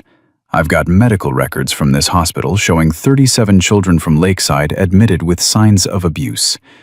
I've got witness statements from neighbors, former staff, other kids. Let Harrison's lawyers try to discredit all of that. Stone smiled. That's the spirit. But I need you to understand. This trial could take years. Harrison's lawyers will delay, file motions, appeal, drag it out. You'll be in legal limbo, testifying, re-testifying, depositions, interviews. It's going to consume your life. My life has been consumed by surviving Harrison's abuse for 3 years. I think I can handle consuming it with ending him. Stone nodded. Fair enough. I'll need you to come to FBI headquarters next week. Formal interview. We'll go through everything, every detail, every recording, every witness. Build the timeline. Make it airtight. I'll be there. Stone stood, shook Marcus's hand. You're a remarkable young man, Mr. Chen. Your father would be proud. After Stone left, Marcus looked at the laptop screen. The feeds were still showing arrests, more people being taken into custody. Harrison's attorney, 2 more facility directors, a state licensing official. The network was bigger than anyone had realized. How many people? Marcus asked. How many people knew what Harrison was doing and helped him? Vincent checked his phone. Current count is 37 arrests. More coming. Professors still tracing connections. 37 people. All of them knew children were being hurt. All of them chose money over protecting kids. That's why they're all going to prison, Vincent said. Every single one. Isabella's phone rang. She answered, listened, her face brightening. Really? That's wonderful. Yes, I'll tell him. She ended the call, turned to Marcus. That was Michael, my husband. He's got your room ready. Fresh paint, new furniture. He wants to know what color sheets you like. Marcus blinked. What color sheets? For your bed, in your room. Michael said you should get to choose. Blue, green, red, whatever you want. I get to choose? It's your room, Marcus. You get to make it yours. Marcus thought about the subway station where he'd slept for 31 months. Concrete floor, cardboard for cushioning, newspaper for warmth. No choices, no comfort, no safety. Blue, he said quietly, like my dad's uniform. Blue it is, Isabella smiled. Jake and Sam are excited to meet you. They've been texting me all morning asking when you're coming home. Home. Marcus tested the word. It felt foreign, dangerous, like something that could be taken away if he believed in it too much. Yes, home. 2847 North Sheffield Avenue, Lincoln Park. 4 bedrooms, 2 bathrooms, full kitchen. Backyard, your address now. Marcus's throat closed up. What if I mess up? What if I'm too broken? What if... Then we help you heal. That's what families do. Isabella took his hand. Marcus, I'm not going to lie and say it'll be easy. You're going to have nightmares, panic attacks, days where you can't get out of bed, days where you're angry at everyone, days where you don't trust that we're real. That's okay. That's normal after what you've been through. We'll handle it together. Your boys, Jake and Sam, they won't want some messed up homeless kid living with them. Jake was homeless for 4 months before we fostered him. He lived in parks, ate from dumpsters, got beat up twice by other homeless people trying to take his stuff. He's going to understand you better than anyone. Isabella squeezed his hand. And Sam watched his father beat his mother unconscious when he was 6, tried to protect her, got his arm broken. He's got scars too. You'll fit right in with our collection of survivors. Vincent's phone rang. He stepped into the hallway to answer. When he came back, his face was grim. Professor found another connection. Harrison's trafficking network supplied children to 6 different operations across 4 states. Not just the 3 we knew about, 6. And they're still operating. Still holding children right now. How many children total? Marcus asked. Unknown, but FBI's estimated at least 43 based on financial records. 17 from Harrison, 26 from other facilities in the network. Marcus felt sick. 43 children enslaved. Because people like Harrison saw them as products instead of people. FBI's moving on all 6 locations today. By tonight, every child in that network will be recovered. Every operator will be arrested. Vincent's voice was steel. This ends today. All of it. The laptop showed another feed. FBI raiding a factory in Gary, Indiana. They brought out 8 children, ages ranging from maybe 10 to 16. All of them filthy, exhausted, scared. The youngest was crying.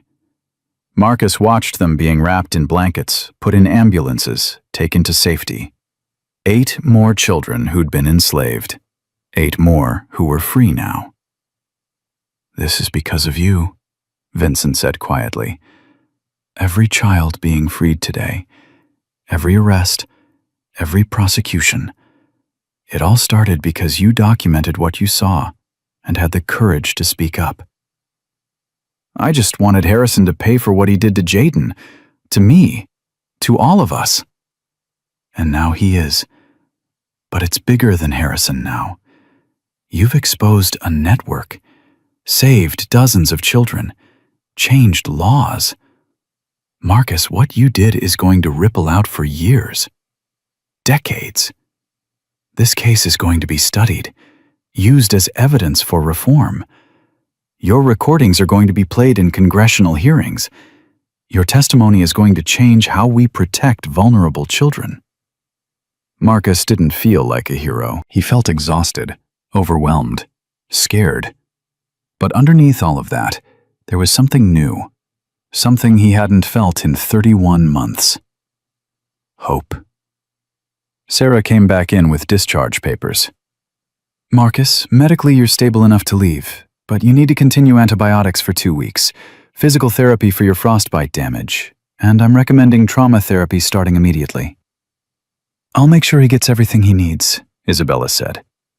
"Good." Sarah handed Marcus a business card. "This is Dr. Rachel Kim. She specializes in childhood trauma and PTSD. She's worked with trafficking survivors, abuse survivors, kids who've been through hell. I've already spoken with her. She's expecting your call." Marcus took the card. What if talking about it makes it worse? It might, at first. Trauma therapy is hard. You're going to relive things you'd rather forget.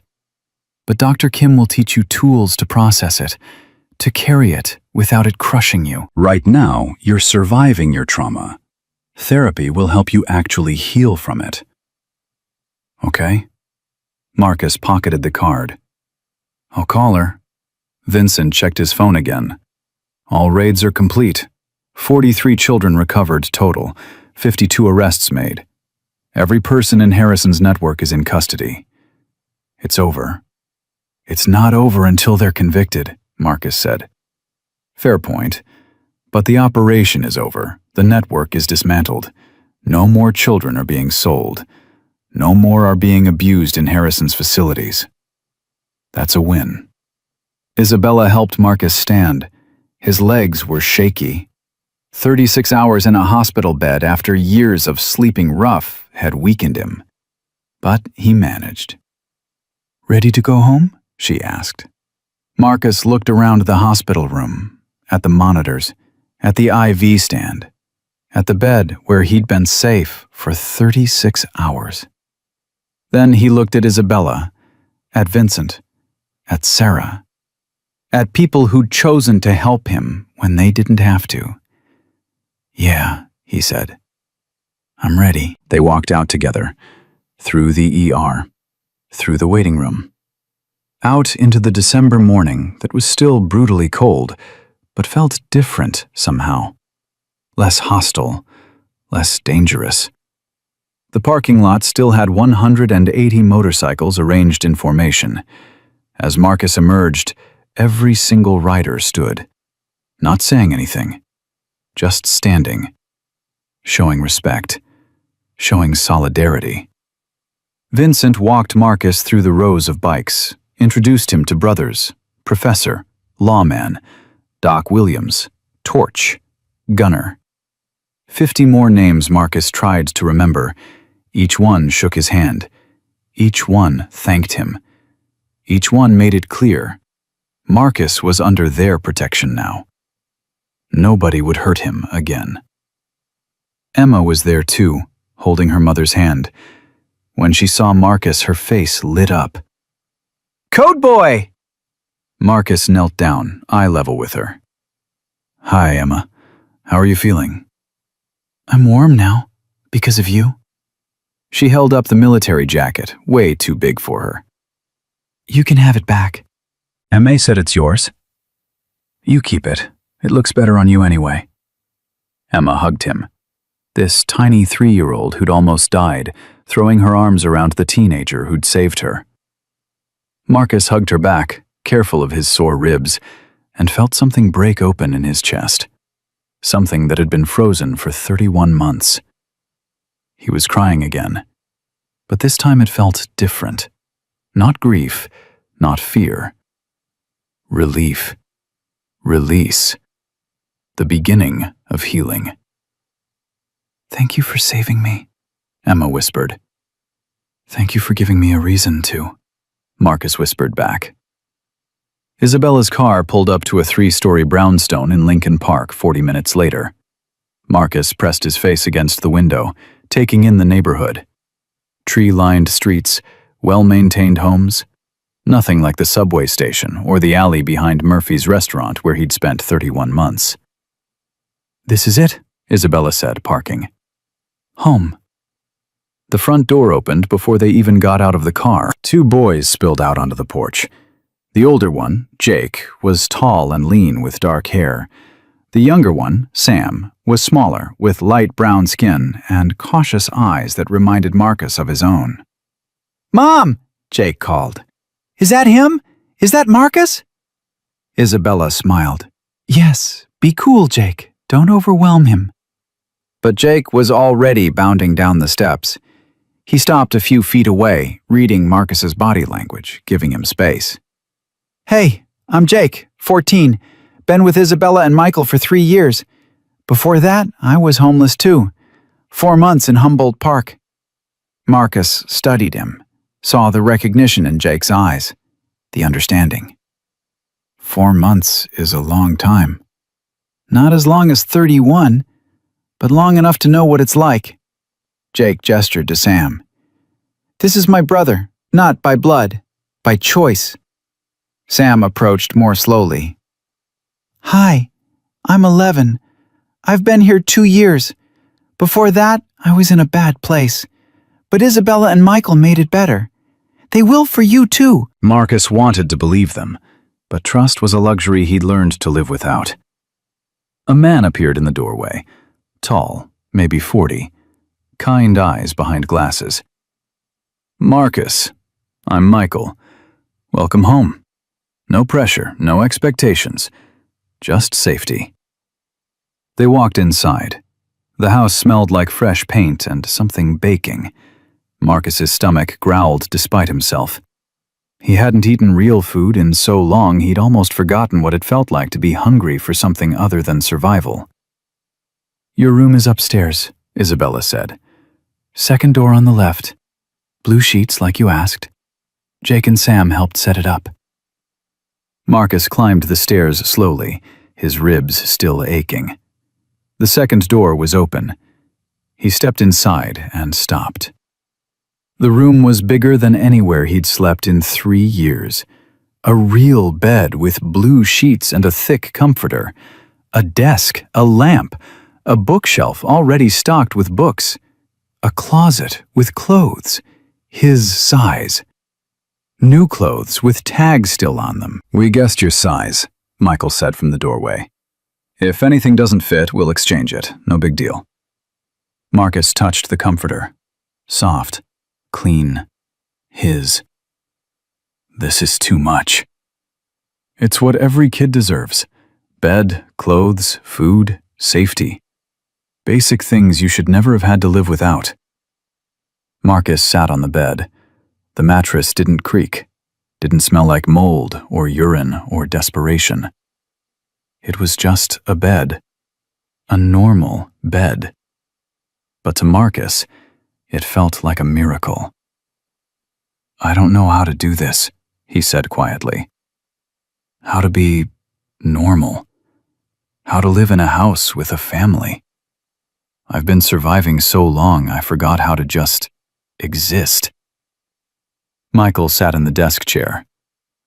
Then we'll teach you. One day at a time, no rush. You want to eat meals with us? Great. You want to eat in your room? That's fine too. You want to talk? We're here. You want silence? We can give you that. This is your space, your rules, your timeline. What if I have nightmares? What if I wake up screaming? Then we come check on you, make sure you're okay, remind you where you are. Jake has nightmares 3 times a week still. Sam has panic attacks when he hears yelling. Maya, our 6-year-old, she doesn't talk when she's scared, just goes silent. We're used to trauma responses here. Yours won't shock us. Downstairs, a timer went off. Isabella called up. Dinner in 15 minutes. Marcus, you hungry? Marcus was starving, but eating with the family at a table felt overwhelming. Can I eat up here, just tonight? Of course, Michael said. I'll bring you a plate. After Michael left, Marcus explored the room. The closet had jeans, shirts, sweaters, a winter coat. Real winter coat. Not newspaper stuffed in boots. Not a jacket 4 sizes too big. An actual insulated coat that would keep him warm. He checked the pockets instinctively. Empty. No money, no weapons, no supplies.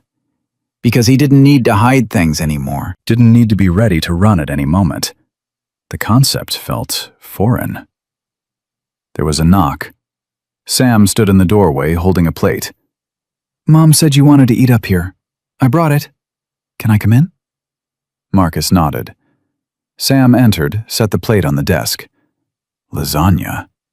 Garlic bread. Salad. Real food. Hot food. More food on one plate than Marcus sometimes saw in a week on the streets. It's a lot, I know, Sam said. When I first got here, I couldn't eat that much either. My stomach had shrunk. Isabella said it's normal. You'll adjust.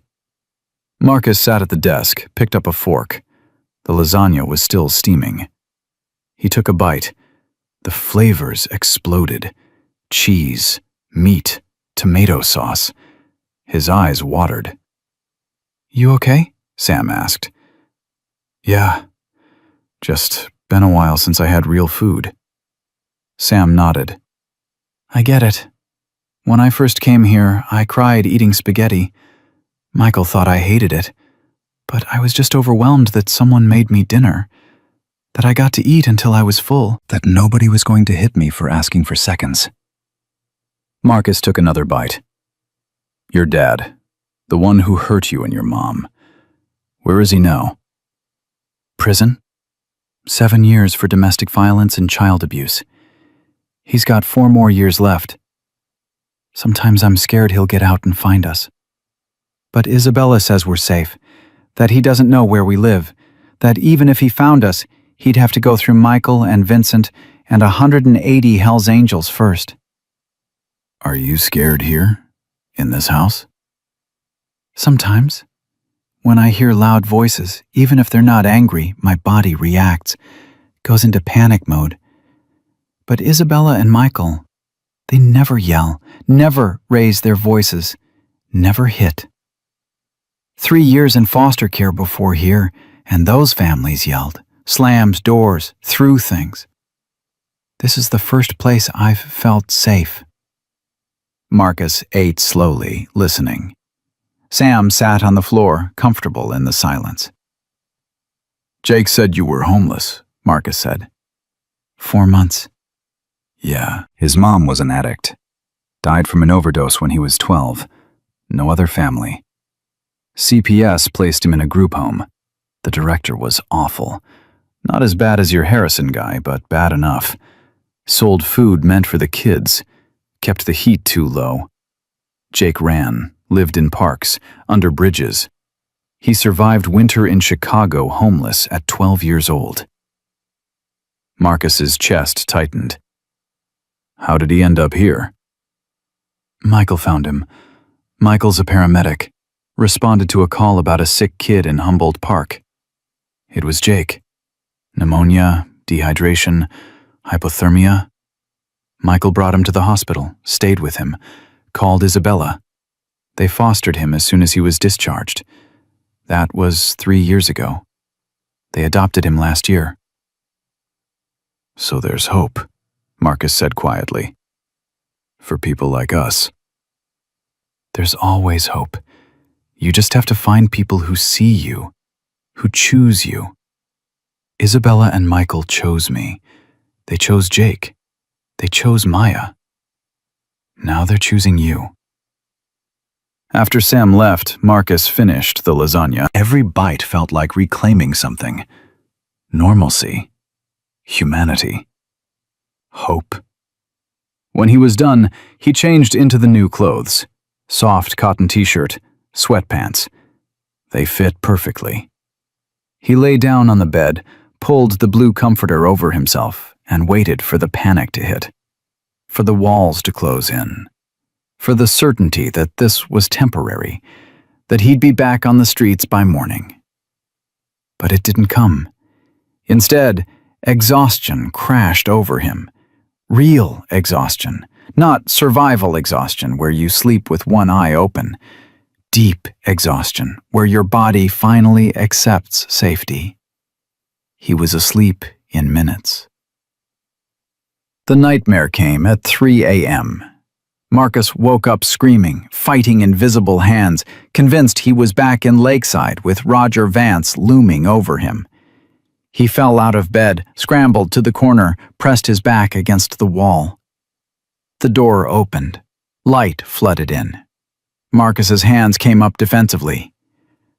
"Marcus, you're safe. You're in Lincoln Park. You're in our house. Nobody's hurting you." Michael's voice. Calm, non-threatening. He stayed in the doorway, didn't approach. Marcus's breathing slowed. He recognized the room, the blue sheets, the bookshelf. Not Lakeside. Safe. "I'm sorry," Marcus gasped. "I didn't mean to wake everyone." "You didn't, just me. Light sleeper, comes with being a paramedic. Jake's still asleep, Sam too. Isabella's downstairs making tea. You want some?" Marcus nodded, followed Michael down to the kitchen. Isabella was at the stove, heating water. She turned, smiled gently. "Rough night?" "Nightmare. About Vance, about Lakeside." "First night in a new place is always hardest. Your brain doesn't believe you're safe yet. Takes time." She poured tea, chamomile. "This helps, or doesn't, but it gives you something to hold, something warm." They sat at the kitchen table, 3 a.m., drinking tea, not talking about the nightmare unless Marcus wanted to. "Can I ask you something?" Marcus said after a while. "Anything." "Why do you do this? Foster kids, adopt kids, take in broken teenagers in the middle of the night. You could have a normal life. No trauma, no nightmares, no complications." Isabella and Michael exchanged looks. Isabella spoke first. "My brother was in foster care, 20 years ago. He was 12. Our parents died in a car accident. I was 19, not old enough to take custody. The state placed him with a foster family. They were supposed to protect him. Instead, they abused him. Physically, emotionally. He ran away after 6 months. I found him living on the street. Got custody. Raised him. But those 6 months destroyed something in him. He struggled his whole life. Addiction, depression, suicide attempts. He died 3 years ago. Overdose." Marcus's throat tightened. "I'm sorry." "I couldn't save my brother, but I can save other kids like him. Kids the system failed. Kids who need someone to fight for them. So that's what Michael and I do. We fight. We foster. We adopt. We give kids what my brother should have had. Safety. Love. A chance." Michael added, "And honestly, these kids, Jake, Sam, Maya, now you're not burdens. You're blessings. You teach us about resilience, about courage, about surviving impossible things and still choosing kindness. You make us better people." "I don't feel like a blessing. I feel broken." "Broken and blessed aren't mutually exclusive," Isabella said. "You're both, and that's okay." They sat in comfortable silence until Marcus felt steady enough to try sleeping again. He went back to his room. This time he left the door cracked, let light from the hallway spill in, let himself believe he was safe. He slept until noon, woke to sunlight streaming through windows and the smell of bacon. He got dressed, went downstairs. Jake and Sam were at the table doing homework. Maya was coloring. Michael was cooking. "Morning," Jake said. "Or afternoon, whatever. You sleep okay after the nightmare?" Marcus appreciated the directness. No pretending it hadn't happened. "Better, after tea." "Isabella's tea fixes everything. I swear it's magic." Sam looked up from his math homework. Want to go to the library later? They've got a gaming section.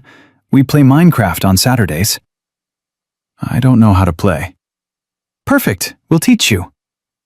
It was such a normal invitation, such a normal Saturday activity. Marcus almost said no, almost retreated to his room, but something stopped him. Okay, he said. Yeah, I'll go. Sam grinned. Jake high-fived him.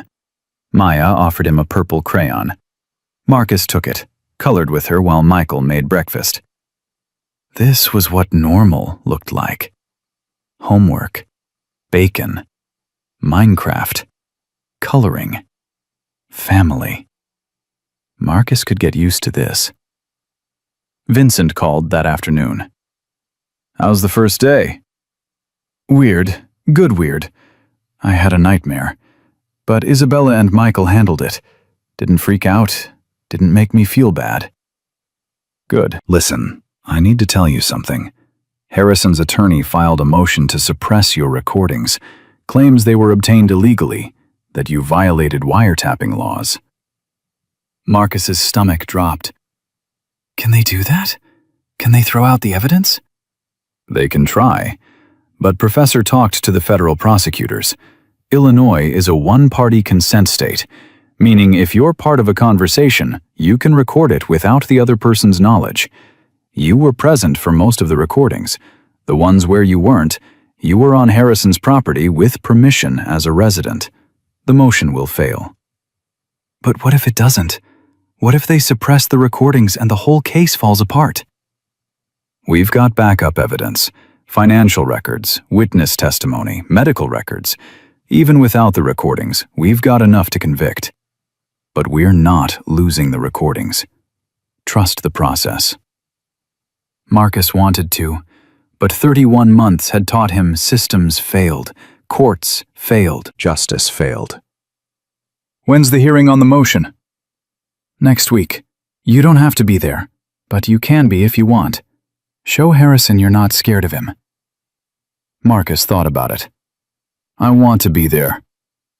Then we'll make it happen.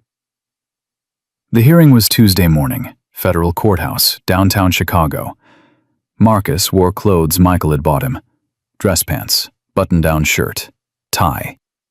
He looked like a different person than the homeless kid who'd collapsed at Northwestern Memorial 9 days ago. Vincent met him outside the courthouse. So did Isabella and Michael. So did 50 Hell's Angels in full dress uniforms. They weren't allowed in the courtroom, but they lined the hallway, silent, supportive, showing Marcus he wasn't alone. Inside, Harrison sat at the defense table with 3 attorneys, expensive suits, confident expressions. Harrison looked smaller than Marcus remembered, less powerful. Just a middle-aged man facing consequences. Their eyes met. Harrison's face hardened. Marcus stared back, didn't look away, didn't flinch. This man had hurt him, had hurt dozens of children. But Marcus wasn't scared anymore. The judge entered. Everyone stood. The hearing began. Harrison's lead attorney argued that the recordings violated privacy rights, that Marcus had no authority to record private conversations, that the evidence was tainted. The federal prosecutor countered, cited Illinois law, presented documentation that Marcus had been a legal resident of Lakeside with full access to common areas where conversations occurred, argued that Harrison had no expectation of privacy when discussing criminal activity on his own property. The judge listened, asked questions, reviewed case law. After 90 minutes, she made her ruling. Motion to suppress is denied. The recordings were obtained legally under Illinois one-party consent statutes. Mr. Chen had every right to document conversations he was part of or that occurred in his presence. The evidence stands. Harrison's face went white. His attorneys started whispering urgently. Marcus felt something release in his chest. The recordings would be used. Harrison couldn't hide behind legal technicalities. Furthermore, the judge continued, Given the nature of the charges and the evidence presented, I'm denying bail. Mr. Harrison will remain in federal custody pending trial. This trafficking network operated for years under his direction. He poses a flight risk and a danger to potential witnesses. Remand the defendant. Harrison stood shakily as marshals approached. He looked at Marcus one last time. No remorse, no apology. Just anger that he'd been caught. Marcus watched them lead Harrison away in handcuffs. Watched justice happen. Watched the man who'd destroyed so many lives face consequences. Outside the courtroom, media swarmed. Cameras, microphones, reporters shouting questions. Vincent and the Angels formed a protective barrier around Marcus. Mr. Chen, how does it feel to see Harrison denied bail? Marcus, what do you want to say to other children in abusive situations? Marcus stopped. Vincent touched his arm. You don't have to talk to them. I want to. Vincent nodded, stepped back, let Marcus approach the microphones. My name is Marcus Chen. I'm 16 years old. For 31 months, I was homeless because Gerald Harrison expelled me from his facility for protecting a younger child from abuse. I survived 3 Chicago winters on the streets. I documented Harrison's crimes because I knew nobody would believe a homeless kid without evidence. The reporters were silent now, recording. Marcus continued. Harrison trafficked 17 children. He embezzled over $6 million meant to feed and house vulnerable kids. He worked with corrupt CPS workers and judges to hide his crimes. 14 former residents died after he discharged them. 43 children were rescued from his trafficking network. Marcus's voice got stronger. To any child watching this who's in an abusive situation, document everything. Tell someone. Keep telling until someone listens. You are not worthless. You are not disposable. You matter. Your voice matters. Your truth matters. He touched the dog tags under his shirt. My father taught me to never leave a fallen comrade. Every child in foster care, every homeless kid, every youth who's been failed by systems meant to protect them. You're not alone. There are people who will fight for you, who will believe you, who will stand with you. You just have to be brave enough to speak up. The reporters erupted with more questions, but Marcus was done. He turned, walked through the line of hellsangels, got into Isabella's car. The trial took 8 months. Marcus testified 3 times, faced Harrison's attorneys, answered their questions, stayed calm when they tried to discredit him. The recordings were played, financial records presented. 43 rescued children gave victim impact statements. The jury deliberated for 6 hours. Guilty on all counts. Harrison was sentenced to 47 years in federal prison. No parole eligibility for 32 years. He'd be 87 before he could even apply for release. Monica Hendricks got 23 years. Roger Vance got 18. The 3 judges got sentences ranging from 12 to 17 years. 37 total convictions. 37 people who'd hurt children now facing justice. The Marcus Chen Child Protection Act passed Illinois legislature unanimously.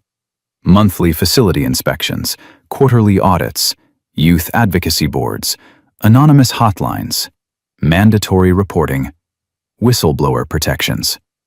Within 2 years, 47 abusive facilities were shut down across Illinois. Hundreds of children were moved to safer placements. The law was adopted by 8 other states. Guardian Angels initiative expanded to 12 states, helped over 1,800 children, shut down 34 trafficking operations, recovered 117 enslaved children, raised over $18 million for child welfare programs. Marcus graduated high school with honors, full scholarship to Northwestern University studying social work. He wanted to work in the system, fix it from inside, make sure no other child fell through the cracks. Isabella and Michael formally adopted him 6 months after Harrison's conviction. Marcus Chen became Marcus Chen Rodriguez, part of a family, permanently. On his 18th birthday, the Hells Angels gave him an honorary patch, not full membership, but protected family status. 180 brothers who'd stand with him forever. Emma Rodriguez, now 6 years old, stood at the ceremony. She'd kept Marcus's father's military jacket, wore it over her dress even though it still dragged on the ground. You gave me your coat, she said seriously. You saved my life. Now you're part of our family forever. Papa says that's how it works. You save someone, you become family. Marcus knelt down, hugged her. I think your papa's right. Vincent approached, carrying something wrapped in leather. Marcus, your father was a ranger, taught you honor, taught you to never leave a fallen comrade. You lived those lessons, even when it nearly killed you. This is for you.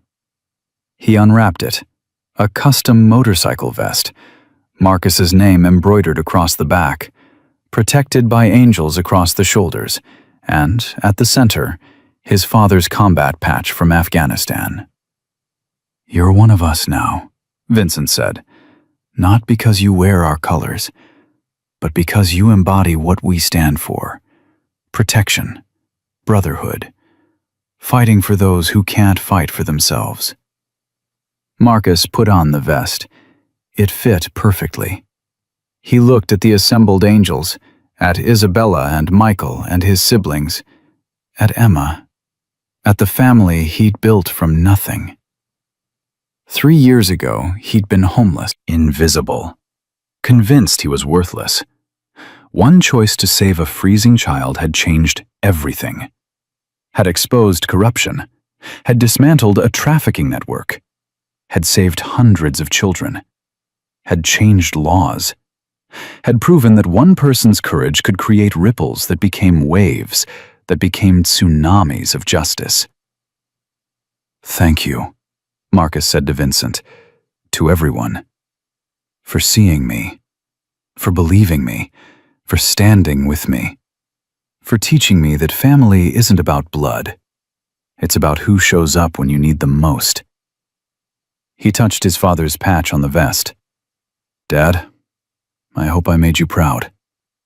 I didn't leave them behind, the fallen comrades, the forgotten children. I fought for them, and I won. The angels raised their fists in solidarity. Emma clapped. Isabella cried happy tears. Michael put his arm around Marcus's shoulders. This was home.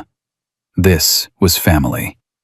This was what happened when broken people chose to heal together instead of suffer alone. Marcus Chen had been invisible for 31 months, but he'd never been worthless. He'd never been disposable. He'd always mattered. It just took the right people to see it, and once they did, everything changed. Because that's what happens when you save a life, when you speak truth, when you refuse to let injustice win. You don't just change your own story, you change the world.